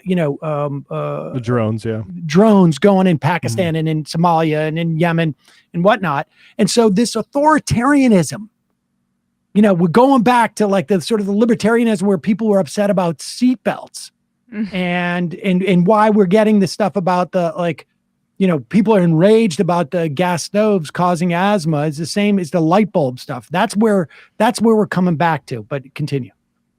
They are horrified by this and they're complaining. So you have to kind of wonder, why is tobacco so dangerous? Well, we thought we would ask a member of Congress who uses it, who smokes an occasional cigar. Troy Allen joins us tonight. Congressman, grateful that you're here. Cigars in his pocket. For the most American of all pleasures, which is why don't you tobacco. smoke those Sorry in to the say it, studio? it's true. Pause it. Why don't you smoke in the studio? Just wait. Tucker Carlson smokes. Light up. Why isn't he smoking in the studio? They used to do that. Johnny Carson used to smoke. Dean Martin. Why does he smoke? He's got the cellophane off one of those, so let's see. I'm talking about Carlson. Why doesn't he light up a cigarette? Why doesn't he light up a cigarette right now? Crowder would do it. Go ahead. Which is tobacco. Sorry to say it. It's true. It founded the country. Tell us why it's important for you to burn a cigar. Oh, pause it. We should also just mention, yes, tobacco founded the country. And, who picked that tobacco? Right. I funded an awful lot of horrible things. Yeah. It was just the tobacco, not the labor on which it was picked, right? The slave labor. Remember that part? Also, I hope that those are not Cubans, right? Although probably not, because they seem to have some big seal on them indicating they're American. I hope one of those breaks in that pocket, and then you can't ever get the tobacco out of that. Oh my gosh, like sand pocket. in your shoes. Impossible. Grateful that you're here, willing to stand up for the most American of all pleasures, which is tobacco. Sorry to say it. It's true. It founded the country. Tell us why it's important for you to burn a cigar occasionally in your office. Well, thank you for having me, Tucker. It's all about freedom. It's interesting that dishonest media and those they want to complain about a little smoke coming out of my cigar. They don't want to talk about the inflation or the crime or the southern border. And people have been enjoying cigars. Nations leaders, world leaders, from Winston Churchill to United States presidents, from Andrew Jackson to Theodore Roosevelt, Nixon, JFK. They like smoking their cigars. We even know that Bill Clinton, he enjoyed a good cigar every once in a while. So I don't know what all the hoopla is all about. You're right. In 2007, under Pelosi, she said you cannot smoke cigars in the Capitol building, i.e. you can't smoke cigars on the House floor or in committee hearings. But it did not include members' offices. So a member's house office, we've always been able to smoke cigars. There are many of us in the cigar caucus, about 30 of us, that enjoy a good cigar in our office, and we do so. Nancy Pelosi, for 2 years, I've been smoking cigars. Nobody complains about it. But now they want to come after us because we're in the majority. This is typical from the left. They want to infringe on our rights. Can you pause for a second? This reminds me of like being in 4th grade and being like, yeah, we were at Tom's house for a sleepover, and his parents like usually let us stay up till like 2 a.m., but his dad was home today, and he made us turn the TV off at midnight and go to bed. And I gotta say too, like the link to Pelosi, there have been studies, and like I will say, my mom had cancer, and the risk factor that her doctor most associated with it was the fact that both her parents were smokers, and she had a lot of secondhand smoke growing up.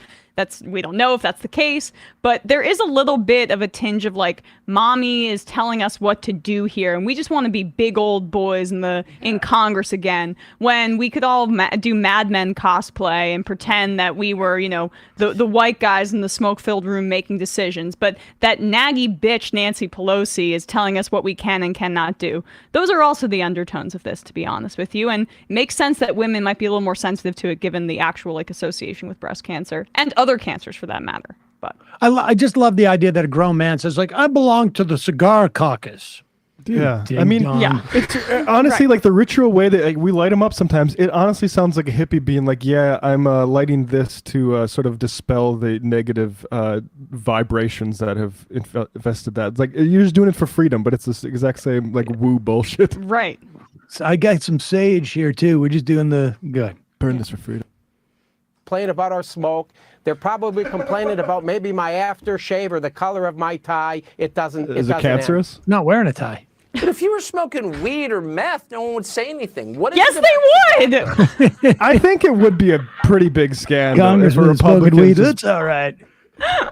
We can't say nothing. Actually, like Pelosi's been smoking meth for 4 years, and we can't say anything because the press won't give us any run. Yeah. Hey, Bill, I know you got a cigar in there, but can I recommend just smoke some meth instead? Yeah, just right. so that we don't get so much heat on this. Go ahead. Which was a religious sacrament for the American Indians, for all the Mesoamerican Indians. What is it about tobacco that triggers them so profoundly, do you think? I don't know. Maybe they've never tried one, Cancer. but you look at a nice Here he Ashton goes. cigar. It's a beautiful cigar. It's mild. Made That's the way he's Arturo gonna get Fuento. free It's a great cigars. cigar. Try one. Good, light it up. There we go. Oh, Oh, he's got one of those. wait, what happened? What? Strike What? the blow for freedom. You didn't light it. That is the smell of freedom. We appreciate your coming There's on. no smoke coming out of that He thing. didn't light Thank you. it. God bless. Great to see you. That did not work. That's a metaphor. Sometimes you light it up. Sometimes you Tucker hold Carlson the, smokes. Maybe he quit, but if he quit, why did he quit? Mm. And if he didn't quit, why isn't he smoking on his show? Many people are asking. Unbelievable. Yeah. The whole like our country is founded in part about the exploitation of that commodity is true, and that's why it took us so long to admit the reality that it's giving a lot of people cancer. Exactly. Like I say, cancer has dropped by 30% in this country in 30 years. Now, it's not all a function of diminished smoking, but that's a big part of it. And they used to, in the 80s, you can see like McDonald's ashtrays. Yeah. Oh my God. No, I mean, it was in the 90s. Like you go into a bar remember and it's just those. like you could not even see. Yeah. And that is just like, like I should be allowed to expose these people who I don't know how much they were making in the 80s, McDonald's workers, to my cigarette smoke while I eat this Happy Meal. Yep. This is a good clip. It's about a week, 10 days old, but it's worth playing. Like just like how easy it was for this country to cut child poverty by 35-40%. We have the ability to basically eradicate homelessness in this country. You can't get it totally, but and here is I just love a guy with a good Massachusetts accent actually saying something that is empathetic and kind. Actually, it's like when a metal band does a soft song. Yeah, Exactly. right. Like I just associate this accent. With like, what are you looking at, dude? Hey, dude. Did you just why did MTV you unplugged for massholes? walk around? All right. If you want to drink, walk around dude. me. Don't go rub against my chest. But here is Revere City Councilor Mark Silvestri this was, when there was that cold snap, in Boston, it gets, colder than in New York City by far. And often there are, they're in like an extension of a snow belt. And there's a local senior city, a senior center was being used as a warming station, just temporarily. And only when it starts getting dark, like basically after the senior center was closed. And he tries to show patience with this woman who clearly has an issue with unhoused people. And then he, by the end, he can't contain himself. Councilor Silvestri. Thank you, Mr. President. Thank you, Lauren, for coming up. And I have to say, I commend you, Mr. Mayor, and the staff, and for making this happen. And I'll tell you why. I had the privilege of working on the emergency response team during COVID. And I was one that worked with a lot of our homeless population. They're not all bad people. They want a place to stay warm. They want a place to stay alive. And that's what we're looking at. We're not looking to keep any... Ma'am? Thank you. December 22nd, Buffalo, New York. One night, 43 people dead in the snow. Texas, 2 days later, 45 people dead in the snow. Wait, I promise you, I'm giving you my word, ma'am. Just like I went into the encampments in the city and made sure, you know what? When you give them people this much and you show them you a little respect, do you know what they do? They clean, they help. They want a place to be warm, and that's it. They don't want to bother anyone. They don't want to ruin anything. Ma'am, we're not closing the senior center for this to happen. Once the senior center closes, they come in. Before it even opens, they're gone. Why? Why are we forgetting about you? Counselor. No, Mr. President. I can't, because you want to know what? We're talking about people's lives here. And you know what? If I have to lose some votes to save some lives, then I will do so. Because you want to know what? People are going to die in the street. And if you're going to look at them in the face and say you're okay with that, then be so. But you know what? I'm not. I'm not okay with burying people because it's 15 degrees out. Thank you. Okay. Pat. All right. Thank you.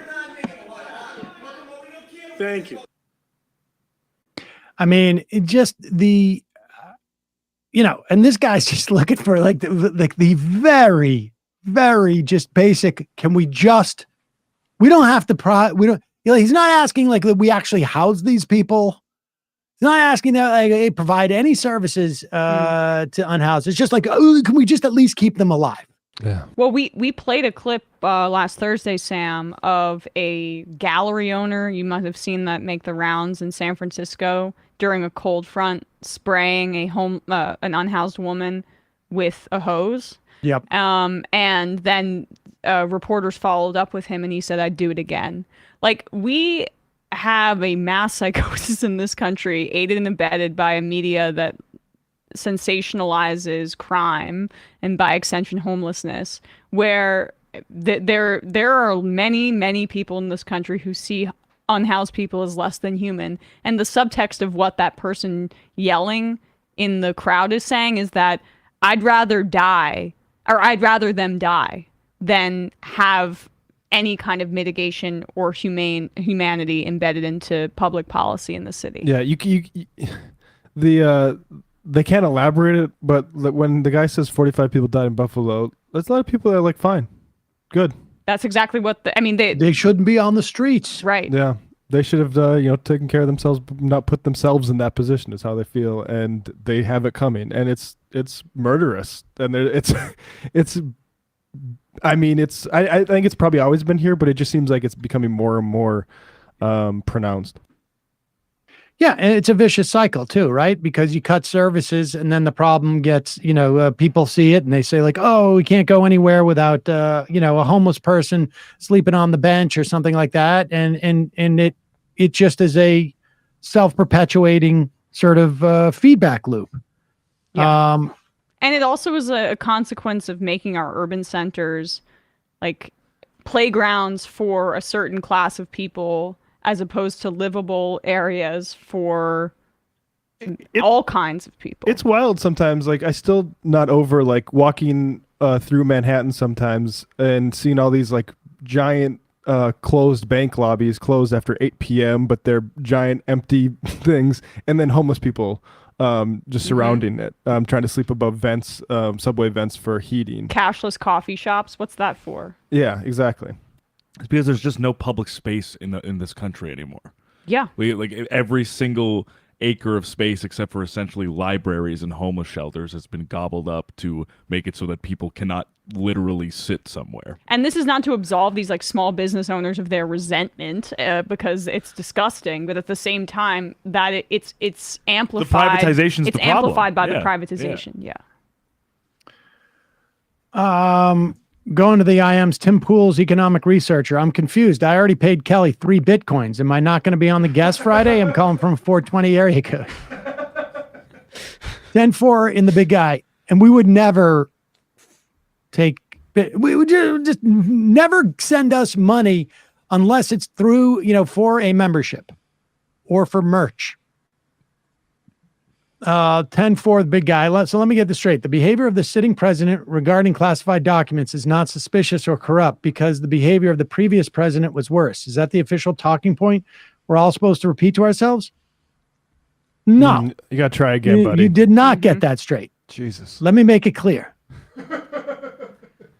It's funny to have that energy and just be dumb as hell. Like, not have the behavior, any sort of grasp of the detail. The behavior of the sitting president was not to resist or hide these documents. We are aware of the documents because the sitting president's lawyers found them and immediately handed them to the archivist, as opposed to the exiting president who hid the documents, then pretended to give them over, then refused requests to give them over. That's the difference. I mean, I don't know how much more slowly I can say that. Sounds like a talking point from the DNC. Why else do you think we made the Washington Post crossword? We're deep in bed. Okay, I guess I'll repeat that to myself to get over my cognitive dissonance. Okay, Lefty. Ladies and gentlemen, and I was informed by via email from a listener, then somebody on Twitter. And they're like, "Oh, you probably know about this," which I had no idea what they were talking about. But we made it into a crossword puzzle. My name did, but Emma got mentioned too in the description. Whoa. It was what was it? 51 down. What was it? Wait, what? It was 123D and 51 down. So they did Seder. Cedar 51 down. Yeah. Can you put the cursor on there or something and show it? My cursor's on right. It's on the right there. I didn't want to do that. He's having an issue with the cursor. Well, you can see it if you kind of look closer. Yeah, move it around quite a bit. Circle it around like that. And I want to give credit to, Evan Bernholtz, who did the crossword. He's a fan of the show. Yeah. It's right. Yeah. So wait, there's SCD on the far right, and then what's the other one?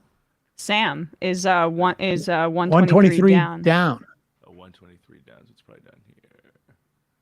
120. Yep. Well, everybody knows what SAM looks like. There it is, right there. Wow. And but go down to his explanation. All the way at the bottom. I guess this is when they give it up, when they give up the clues to the. Yeah, this right here we go. There it is, right there. I can read that if you want.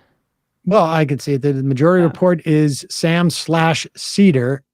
So the question must have been 51 down. Host of the political podcast Majority Report is Sam/Cedar. I've watched many clips of the Majority Report on YouTube over the past 2 or 3 years, and it felt neat that Sam's full name showed up in the grid. His co-host is Emma Vigland, and Emma, EMMA, makes an appearance as the reversed book title, in 90A. Whoa. Yeah, so that I guess was someone who solved it and then was recounting it, right? I don't really know, but either way. Oh, so wait, where were we not? No, we not? are. We are. It just Were I think we not a question, or is that just a No, we are a question. I don't know. I how just that was the crossed it. solved puzzle, so that was the explanations about the clues. That's very cool. It's like, thank you so much, Evan, for including us. It's like, these are the kinds of things where, my family will be proud of me. And then 90, so 90 across here where it says anagrammed, those 4 circles, Emma backwards is right there, too. Yeah. Okay.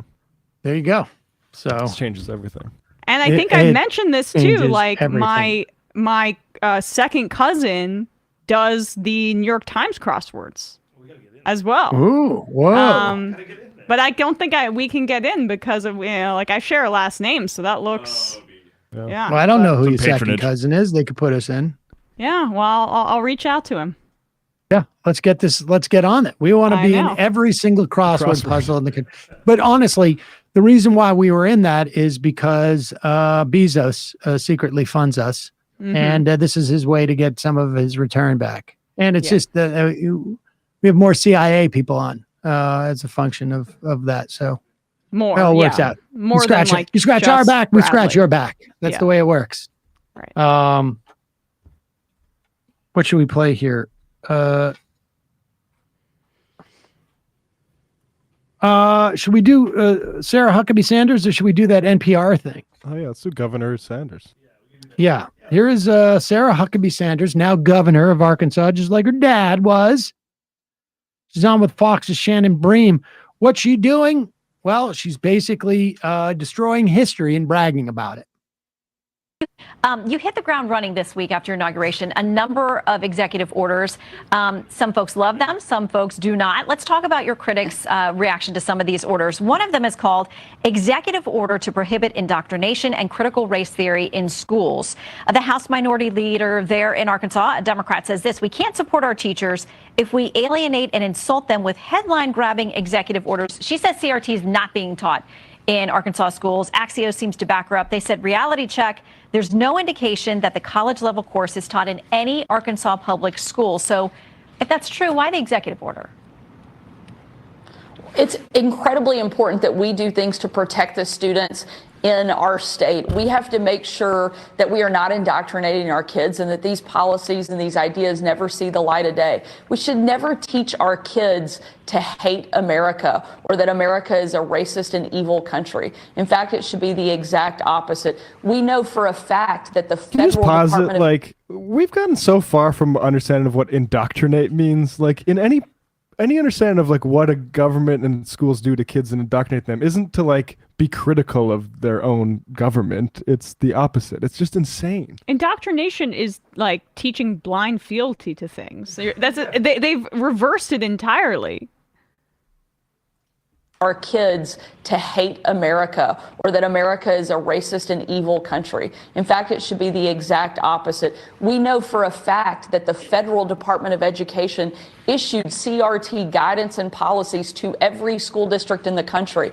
Our job is to protect the students, and we're going to take steps every single day to make sure we do exactly that. And that's the reason I signed the executive order. I'm proud of the fact that we're taking those steps, and we're going to continue to do it every single day that I'm in office. Can teachers, though, still have the uncomfortable conversations about the sins of our past, about the things this country has gotten wrong?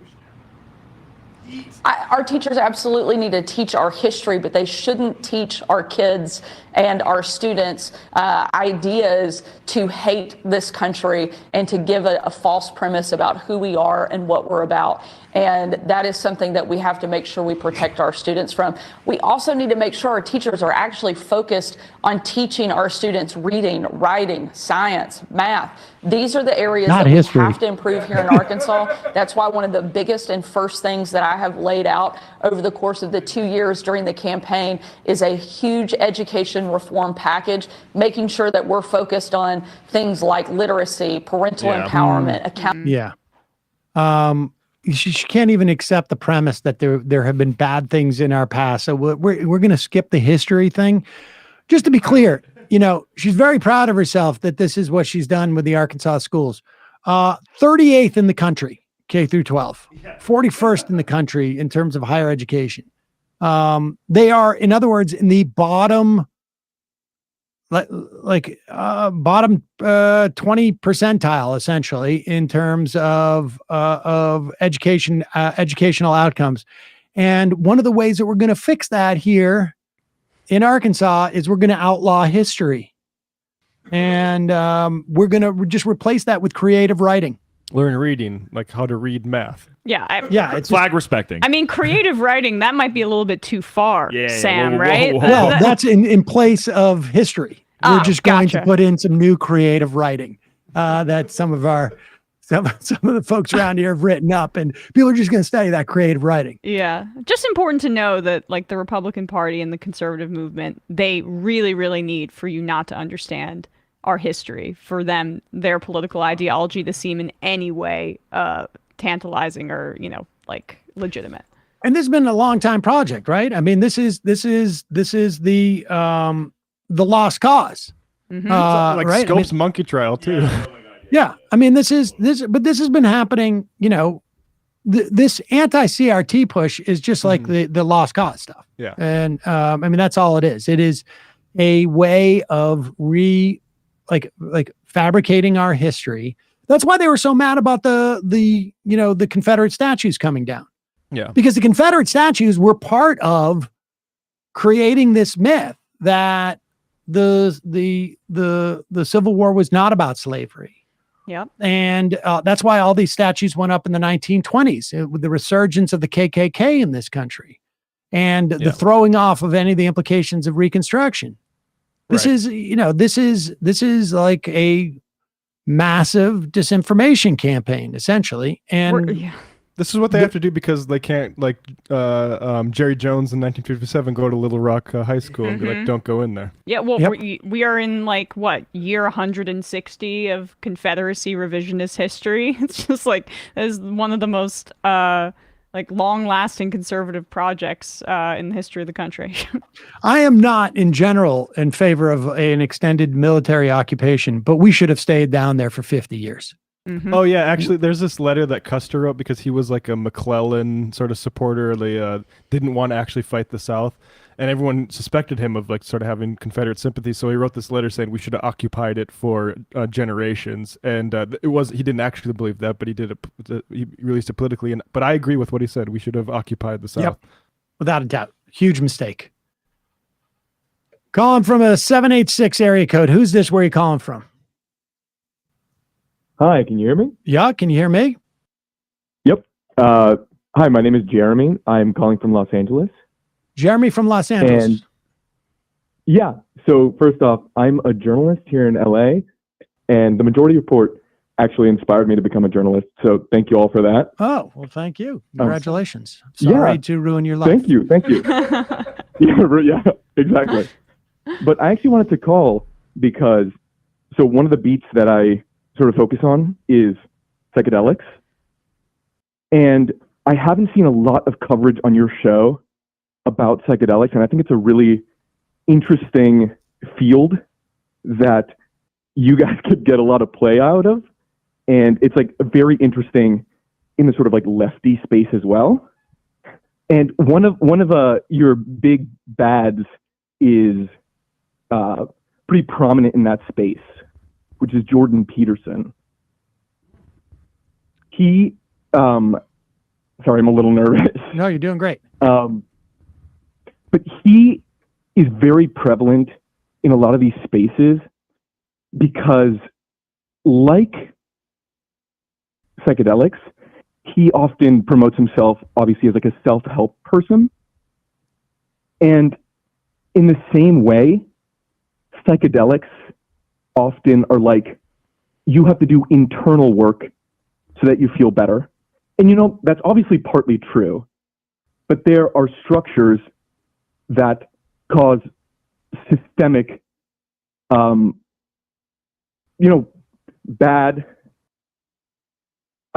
bad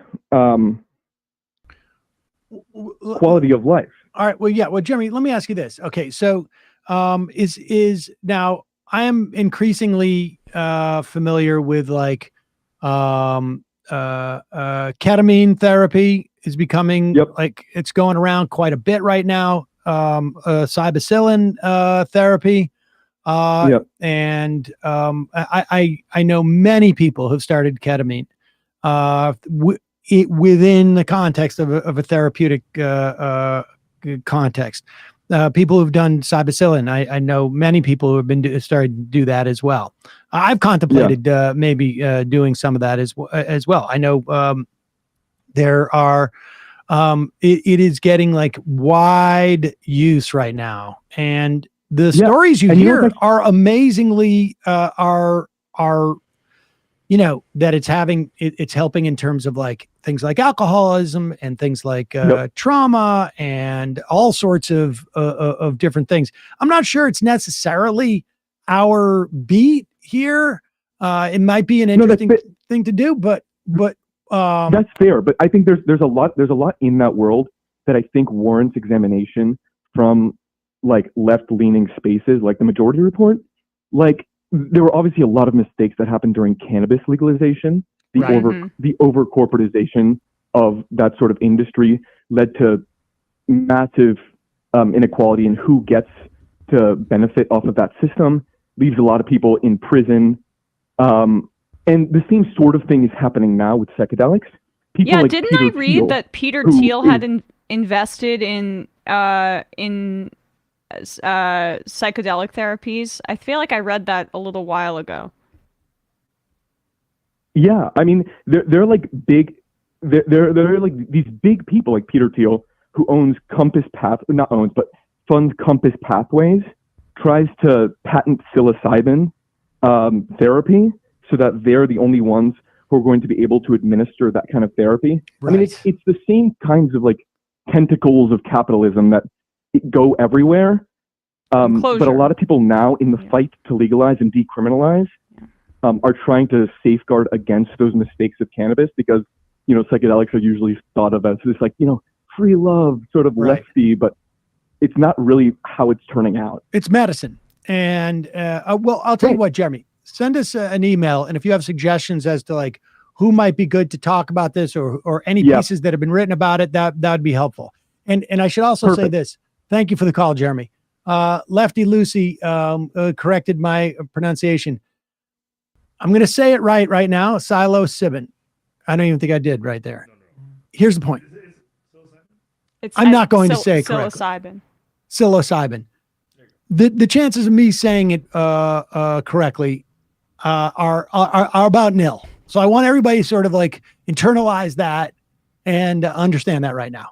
Yeah, move on. I am not going to be able to pronounce that. I can't even get abstentia correctly or modernity. Yeah, don't be saying that I'm going to pronounce psilocybin or whatever. I can't. I'm not capable of it.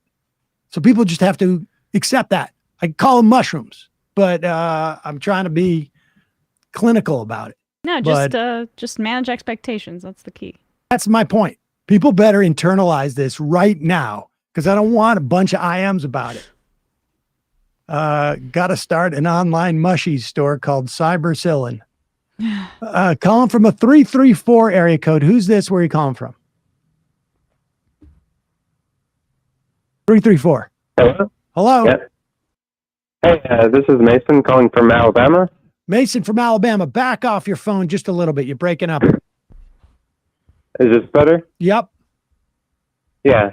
So, I'm not sure how much you've been following with the Warrior Met coal strike.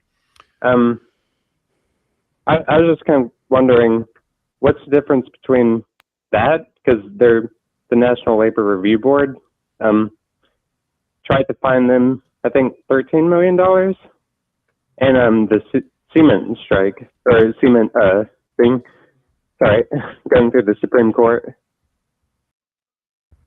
The semen strike? The cement. The cement. Oh, the cement strike. Oh. Well, I mean, I think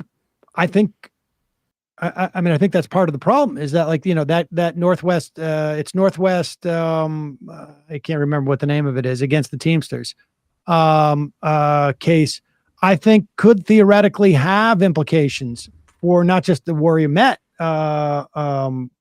strike, but all strikes. I mean that's the point. That's why this is seen as being so problematic. If you allow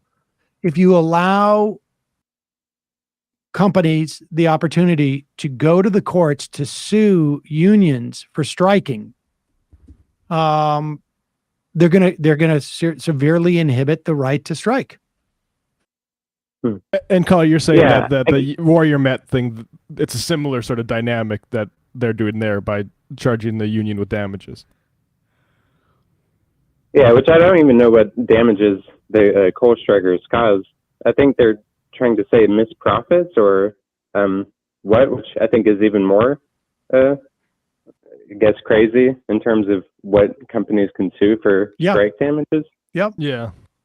Yeah, the Warrior Met, like, including like damages like before the strike even began, sort of. Like, I mean, it's insane. The fact that we're like, you even go into this realm of suing people for standing up for their the rights of their labor is, I mean, it's a playing field you can't win on. Appreciate the call. Thank you. All right, one more call. We'll go back to some IMs. Calling from a 615 area code. Who's this? Where are you calling from? Can you hear me? Yep. Hey, Sam, how are you? Good. How you doing? Who's this? Where are you calling from? Oh shit. This is Casey from Tennessee. Casey from Tennessee. What's on your mind? Hey, man. I saw you talking about the Huckabee Sanders with the education. Yeah. So I don't know if you've been following Tennessee politics as of late, but Governor Bill Lee really been harping on the Hillsdale private schools. If I'm not mistaken. Interesting. Hillsdale College? Yeah. There was a gentleman by the name of, he's a pastor, and I found the video on Twitter, and he was doing a town hall conference, and some guy called him out for it, and he didn't speak. He also did not debate Dr. Jason Martin, the Democrat who was running against him for his gubernatorial seat. He's been governor for the past 4 years now, and I've been really looking into like his policies. We just admitted right to work laws within our Constitution, which, drains the union funds and things of that nature. Really terrible labor law, in my opinion. Started with this guy named Vance Muse down in Texas, some oil billionaire who thought unionization and labor organizing was, communist. Yeah, well, that's a big problem throughout the South. The thing is, states like that, I don't get the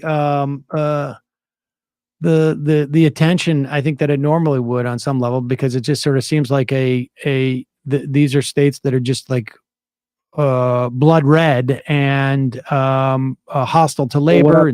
But I mean, obviously they shouldn't be. But Hillsdale College, I can tell you that everything I know about Hillsdale College from listening to Mark Levin, they have been a sponsor of his for at least a decade or two, and it's really just a way. And Ginny Thomas works was associated with them too. I think that's a big slush fund for right wing money, to be honest with you. I'm not exactly sure how it flows in and out of there, but it sure feels like that.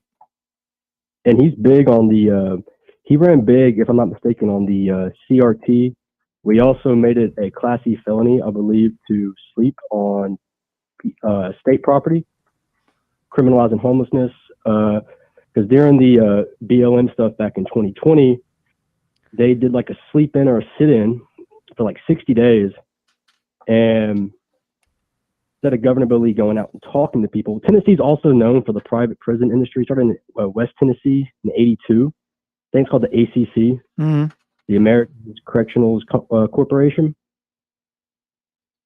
82 was like the war on drugs, crack epidemic, and things of that. But what I've noticed down here, like with Tennessee being the buckle of the Bible Belt, we really vote on cultural signifiers and all that. And, like down here, it's all like, pull yourself up by your bootstraps and government can't help you, which I've always personally found truly absurd.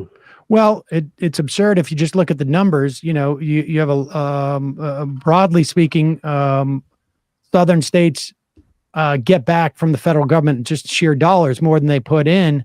But so much of our politics today is a function of a Christian fundamentalism that either is, sort of like rooted in actually, in actual religious values, or at least in like, a cultural ID. I mean, we talk about like identity politics.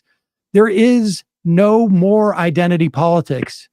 There is one party that is completely driven by identity politics, and it is the Republican Party. It is driven by white identity and by self-identified Christians. Evangelical Christians. I mean, there's two cohorts, and one is a subset of the other cohort, and that's it. I mean, they and their cultural values dictate who they're going to vote for. I mean, it is when we hear the words identity politics, that's the identity politics that's going on here. It's not even driven necessarily by policy. It can wax and wane completely as a function of what they are told by their leaders is it. I mean, at one point it was the deficit that's gone away. At one point it was the debt. They don't even talk about that anymore. It ends up being. I was born in 2003, so I'm 19. So I've grown up post 9/11, and what I've noticed, like, I used to be like a conservative. I used to be like a suburban conservative. That's what I call it. And how would you define that? I used to be like a big Trumpy. Then I looked into it, and I was just like, there was a guy by the name of Bo of the Fifth Column. Yeah. He's a YouTuber, and I found this channel, and that completely changed my trajectory. Some more news along with you guys, and that completely like took away the veil to see through the BS, essentially. Yeah, I imagine that your experience with Bo of the Fifth Column is it happens a lot because he's got all of the sort of cultural signifiers that I think folks from the South are comfortable with. I think he's in like his workshop and when he does his videos, and he's got a Southern accent, and I would imagine there isn't the barriers for you to hear what he's got to say are not quite as high as they would be. For me, dressing in my Siegfried and Roy shirt. But he's also a veteran, if I'm not mistaken, right? No, ma'am. He's not. He's friends with tons of veterans, and he released a great video a couple weeks back about Herschel Walker, about how like he was asked a question about like, how do you feel about youngsters when they disrespect the flag, and he's like, no one's ever died for the flag. They shouldn't have that opinion. And Bo said that made me angry because nobody's ever died for the flag. You die for your friends. And that one really stuck with me about, dying for your friends. And, in terms of military, one of my favorite veterans to read about and learn about is Smedley Butler. Yes. The highest active Marine in the war is a racket. And if I feel like he didn't die in the early 30s, like, what would he think about the atomic bomb or interventions in South America, Korea and Chile? And hell, I wonder if he lived long enough, like, what would he think about Vietnam? Right. I think you're onto it. Yeah, caller, have you checked out that Jonathan Katz book on Smedley Butler? Gangsters of Capitalism. I would love to, but right now I'm reading a book. I haven't picked it up in a minute, but it's called Native Son. And it talks about like white liberalism and, things of that nature in the 30s in Chicago. And it's truly like one of, not the best books I've read so far. And I've read some Steinbeck stuff like Grapes of Wrath. And that book left a huge imprint on me, along with East of Eden. Interesting. Those two books. Well, good for you, man. You're really ahead of where I was at 19. Yeah, yeah. Well, good for you, man. Keep it up. One quick thing, what I've noticed, like I've been looking into, you brought up the evangelical thing, and I've been reading reports that Gen Z is on record to be the most atheistic generation due to the fact that we have like Library of Alexandria within our pocket. Right. And I'm wondering as time progresses, this is like a hopeful, maybe naive, but truly optimistic view. I think the Republican Party is losing its grip, because I feel like once the older voters, like the baby boomers, start to pass on, they're really going to lose their base. Because if you looked at the youth turnout for the midterms, yep, younger people voted blue all the way down. I voted for Jason Martin. I hate our two senators. Marsha Blackburn, she reminds me of just some like Facebook radicalized mom in the suburbs. Yeah. She called Biden's IRA socialism.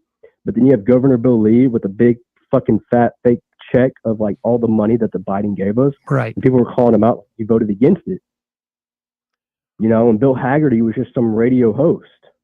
Well, I'll tell you, I think in the main, I tend to agree with you. And when I'm looking for optimism, that's exactly what I think about. And if you look at, and I think that's what the Republican Party understands too, because that is why,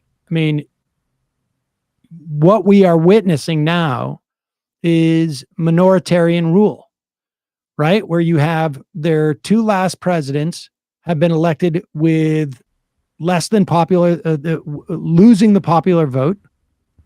The Senate, Republicans in the Senate are representative of something like 20 to 30 to 40 million less people than the Democrats are relative to the last, depending on which election you look at. And you have a Supreme Court, which is radically changing the country and the laws. And the majority of those people, the majority of the majority was appointed by by presidents who also, again, didn't win the popular vote, and arguably one of those seats was stolen. So I think your optimism about demographics is correct, but I'm not sure that necessarily translates into the type of political reform that we need. But I hope, like if you're indicative of it, I'm happy about it. And I appreciate the call.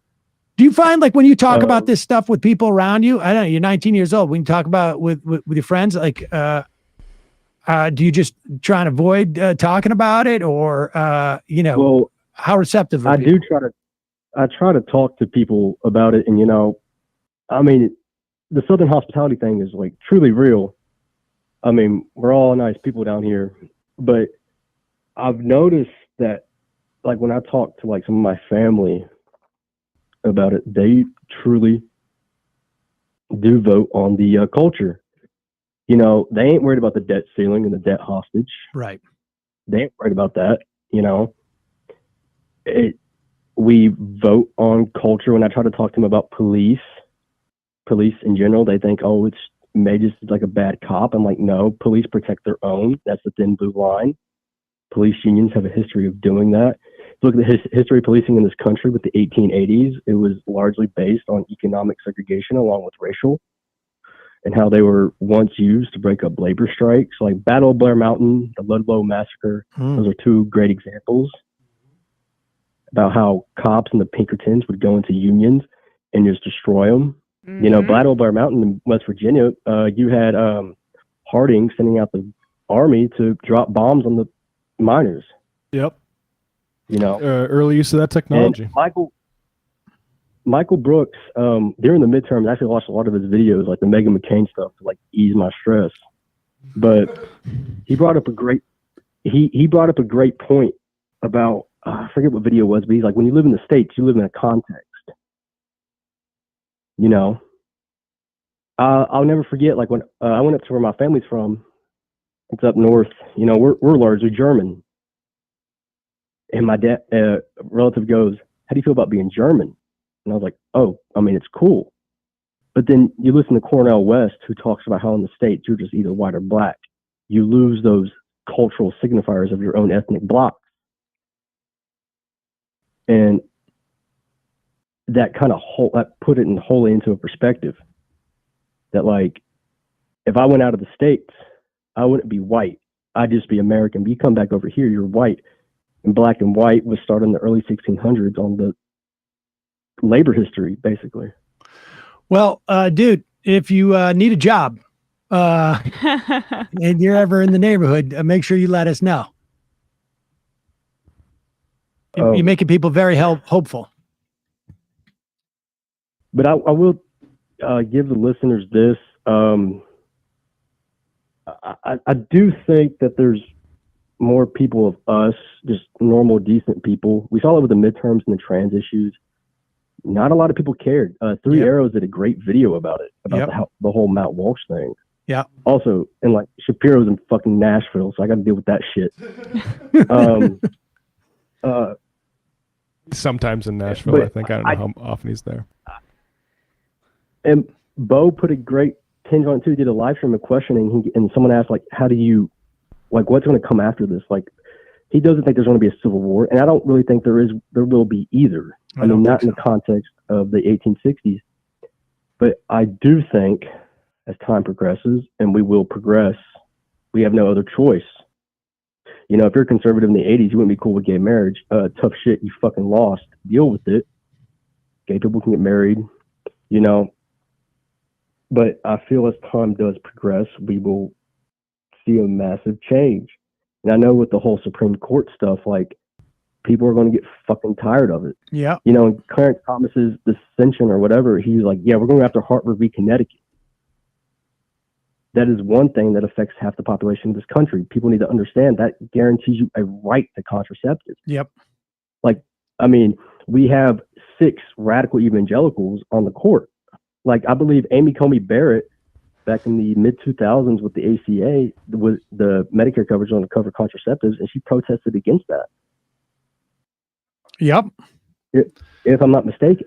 She put an ad in the paper. She signed an ad in the paper just a couple of years ago against abortion rights. I mean, I mean, some are not necessarily evangelical. They're fundamentalist Catholics as well. Absolutely. Well, listen, do you have a Twitter handle? Do you have a Twitter handle? You want people to follow you? Because I have a feeling they will. I don't really do like Twitter for like political stuff, but I'd rather not, to be honest. All right. Yeah, probably. Fair enough. I mean, probably No smart. No offense, but no, totally. really None appreciate taken. the I show. get it. All right, man. Well, listen, I appreciate the phone call. Don't be a stranger. Yes, sir. You take care. Okay. All right. Bye-bye. Thank you. Yes, Jay Tingle tells me it was Griswold v. Connecticut. I don't know what he said. Hartig, but it's Griswold. Oh, yeah. Casey, you should join the Discord at the very least. Get into our Discord. People want to hear from you. All right, folks, that's going to be it for the phone call portion of the program today, because I got to get jumping. I don't want people to hold where you're not going to get on. Which one should we play here? Should we do the NPR one? Sure. We well, I guess the Greta getting arrested thing is like kind of, I don't know. We can play that tomorrow too. Yeah, that's true. Well, let's do the climate activism. Okay. Let's do that. Should we do both? Sure. They're short, all of them, so we can get through them. There have been protests in Germany. Now, the loss of Russian gas, natural gas, I think it is, has put pressure on the German government, and they've opened up some coal plants. Thousands of demonstrators went out into the town of Lützerath. Am I pronouncing that correctly?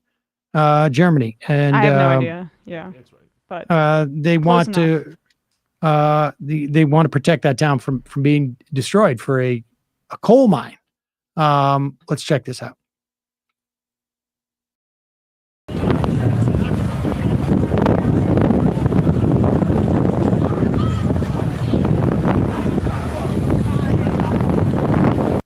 Just cut back to that line of people at the beginning too. That's Yeah, wow. wild image. It looks like thousands of people camped out in that town. And essentially, like, there were thousands of protesters. And do we have the video of Greta getting carried out? Because let's play that other clip too with the cops there, and then yeah. Yeah, stuck in the mud.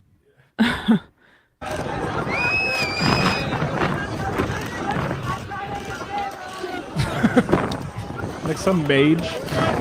Who is this? I don't know. Oh, that's hilarious. The cops stuck in the mud. It's a metaphor for Mother Nature coming back and getting them.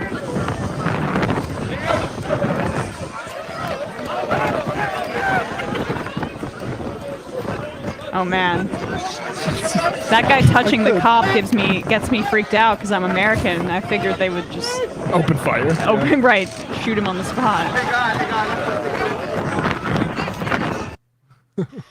And here, Greta Thunberg was arrested. Was she arrested by the police? Here At the very least, carried out by them physically, which is like I think very encouraging for her like extended influence in the world. The fact that she's still doing these actions, not resting on her laurels. This is what climate activism. And her criticism getting increasingly pointed. Yeah, right.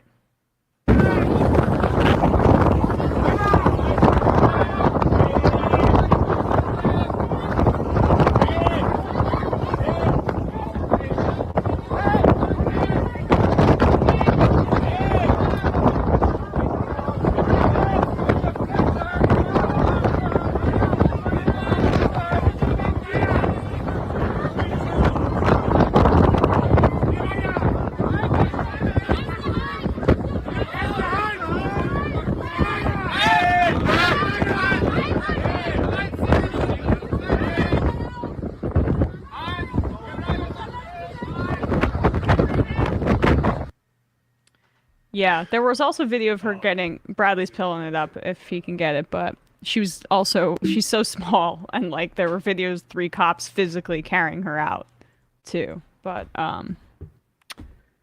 yeah, I mean it's just I find this to be like moving, encouraging direct actions like this, especially with an international figure like herself being the face of that kind of stuff. I mean, it normalizes it. These kinds of actions have been happening for decades, but this is the best stuff. I'll also say there's this headline. I didn't see this before, but environmentalist Greta Thunberg says closing the German nuclear stuff while increasing coal was a mistake. And I mean, and I don't know that nuclear is necessarily the answer, but it's just like. It seems like the response to climate change is still just completely brainless at this point, and that we're having to protest coal plants in Germany is just, I mean, not a good sign. No. All right, so my M's, we got to get going. I got to get out of here. Man shovel. After Emma's comment about holding on, I'm convinced she should read the adverts instead of Sam. I still think Sam's the best at it. I mean, have you listened to my ad reads? Try my best, but.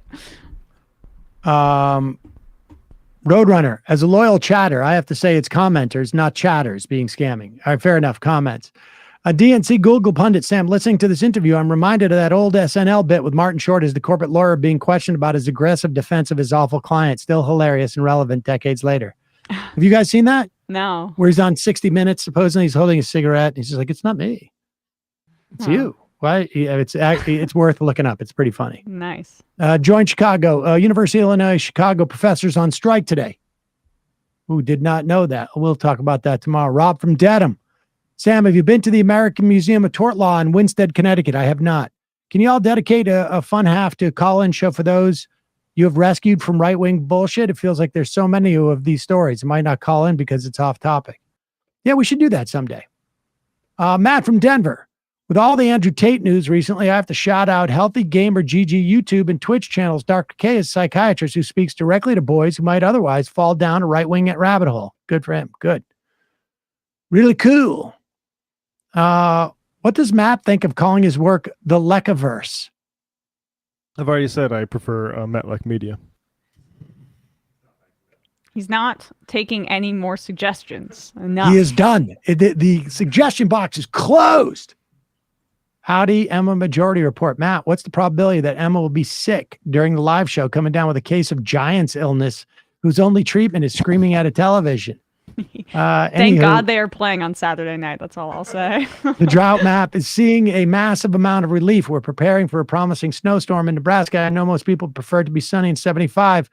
I'm in that camp, don't get me wrong. However, much like going to the dentist or getting a colonoscopy, this is necessary discomfort. We need to ensure the health of the region. Cold snowpack spoils insect eggs and destroys fungus problems, which are very beneficial to Midwest ecosystems. Leftist poggers. Kid tested, Politburo approved. How long will these guys start complaining that these people are too worried about preventing child labor instead of meth or in the border? Child labor leaves to child entrepreneurs. Country Mouse Tech. I did a lot of writing about Theodore Roosevelt in high school and college. He eschewed alcohol and tobacco pretty famously.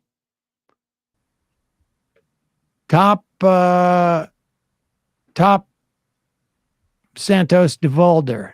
People making such a BFD about my little lies don't seem to notice that my colleagues are lying about literally everything all the time. I mean, except for Bernie, that guy's a pre-natural truth teller, but the rest, give me a break and shut the F up. Lefty Lucy. It's Silos. I get it. Shuck Hoomer. Speaking of homeless population, have you read about the All-In Act that Biden announced a month ago? It's a plan with the goal of reducing homelessness 25% by 2025 using strategies like housing first and support strategies based on talking to a bunch of homeless people and advocates. No. Will you find something on that for me, Bradley? All right, 3 more. California Uber Alles. The seaman strike has been severely reduced the amounts of buckets guzzled. All right.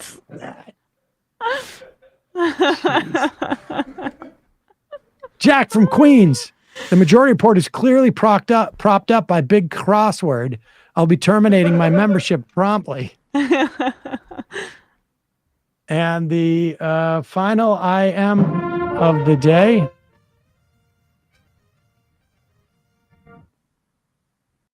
Demian, you guys should have a monthly check-ins with this guy. Yeah, he was great. Casey, call in again. Bradley, Matt, Emma, great job today. See you folks tomorrow. It might take all the strength I got to get to where I want, but I know somehow I'm gonna get there. I wasn't looking when I just got caught between the truth and the lie bar. But finding out won't make me feel any better.